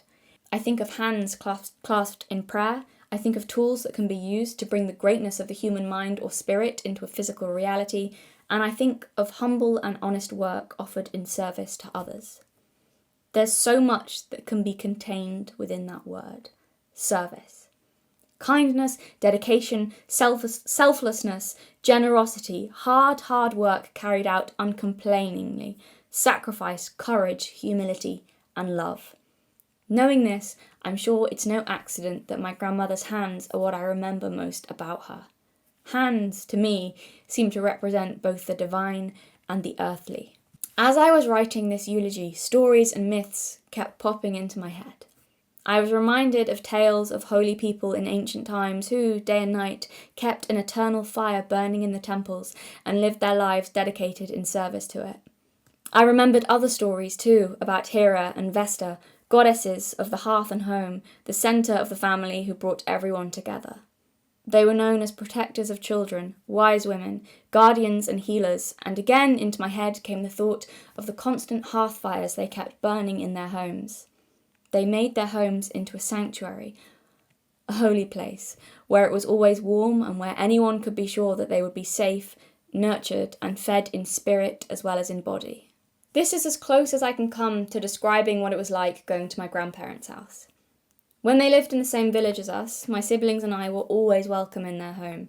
They insisted we didn't need to knock, and they'd always have home-cooked food and cakes on the table for us the moment we came through the door, and Grandma would worry and fuss around us.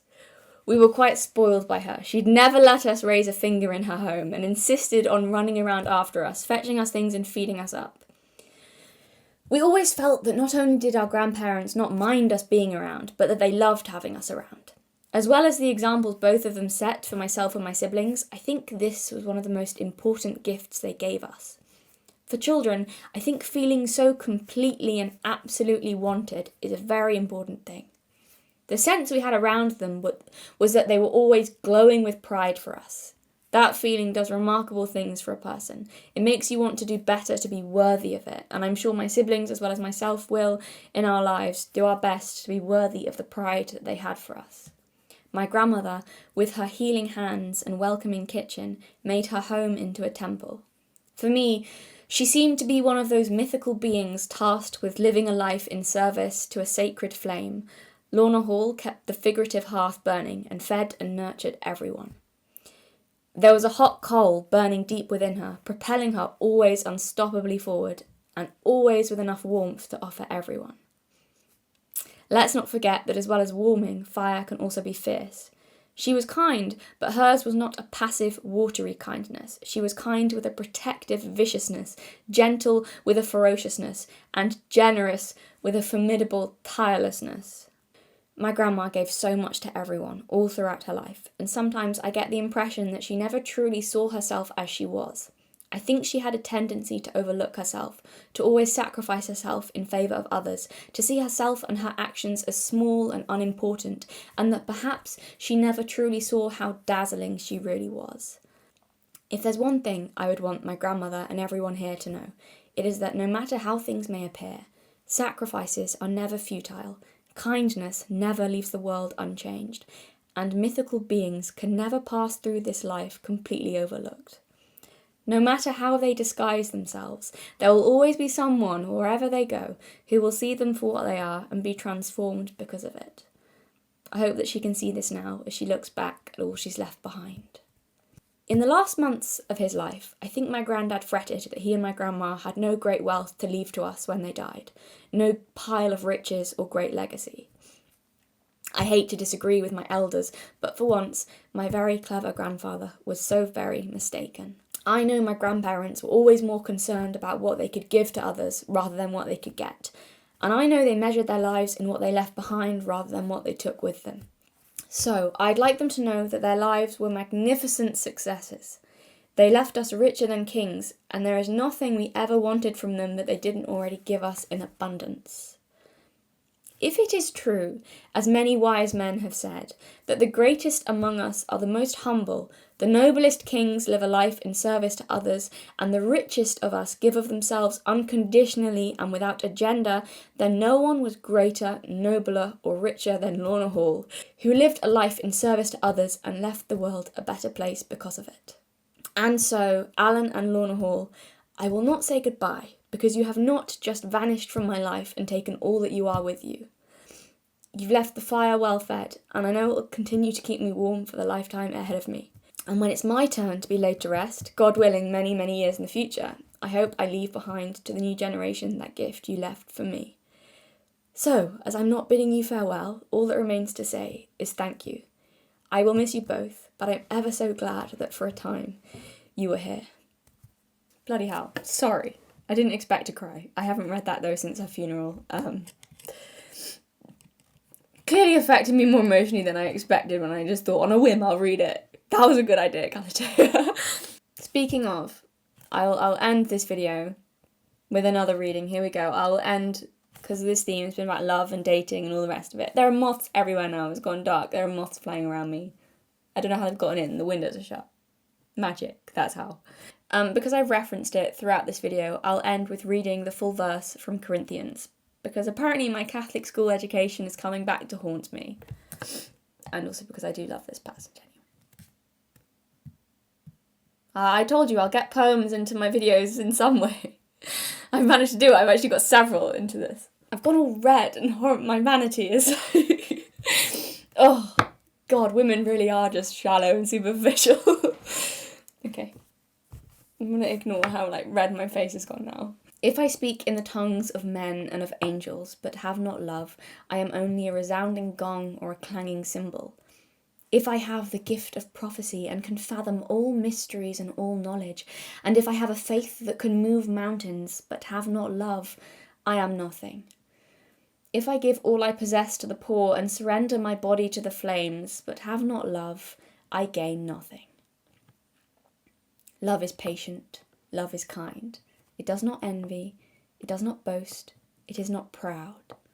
It is not rude, it is not self-seeking, it is not easily angered, it keeps no record of wrongs. Love does not delight in evil, but rejoices with the truth. It always protects, always trusts, always hopes, always perseveres. A moth just hit me in the face, sorry. This is very serious. It always protects, always trusts, always hopes, always perseveres. Love never fails, but where there are prophecies, they will cease, and where there are tongues, they will be stilled. Where there is knowledge, it will pass away. For we know in part, and we prophesy in part, but when perfection comes, the imperfect disappears. When I was a child, I talked like a child, I thought like a child, I reasoned like a child. When I became a man, I put childish ways behind me.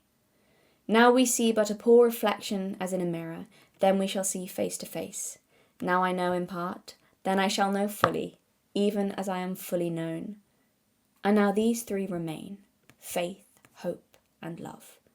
But the greatest of these is love. Look after yourselves.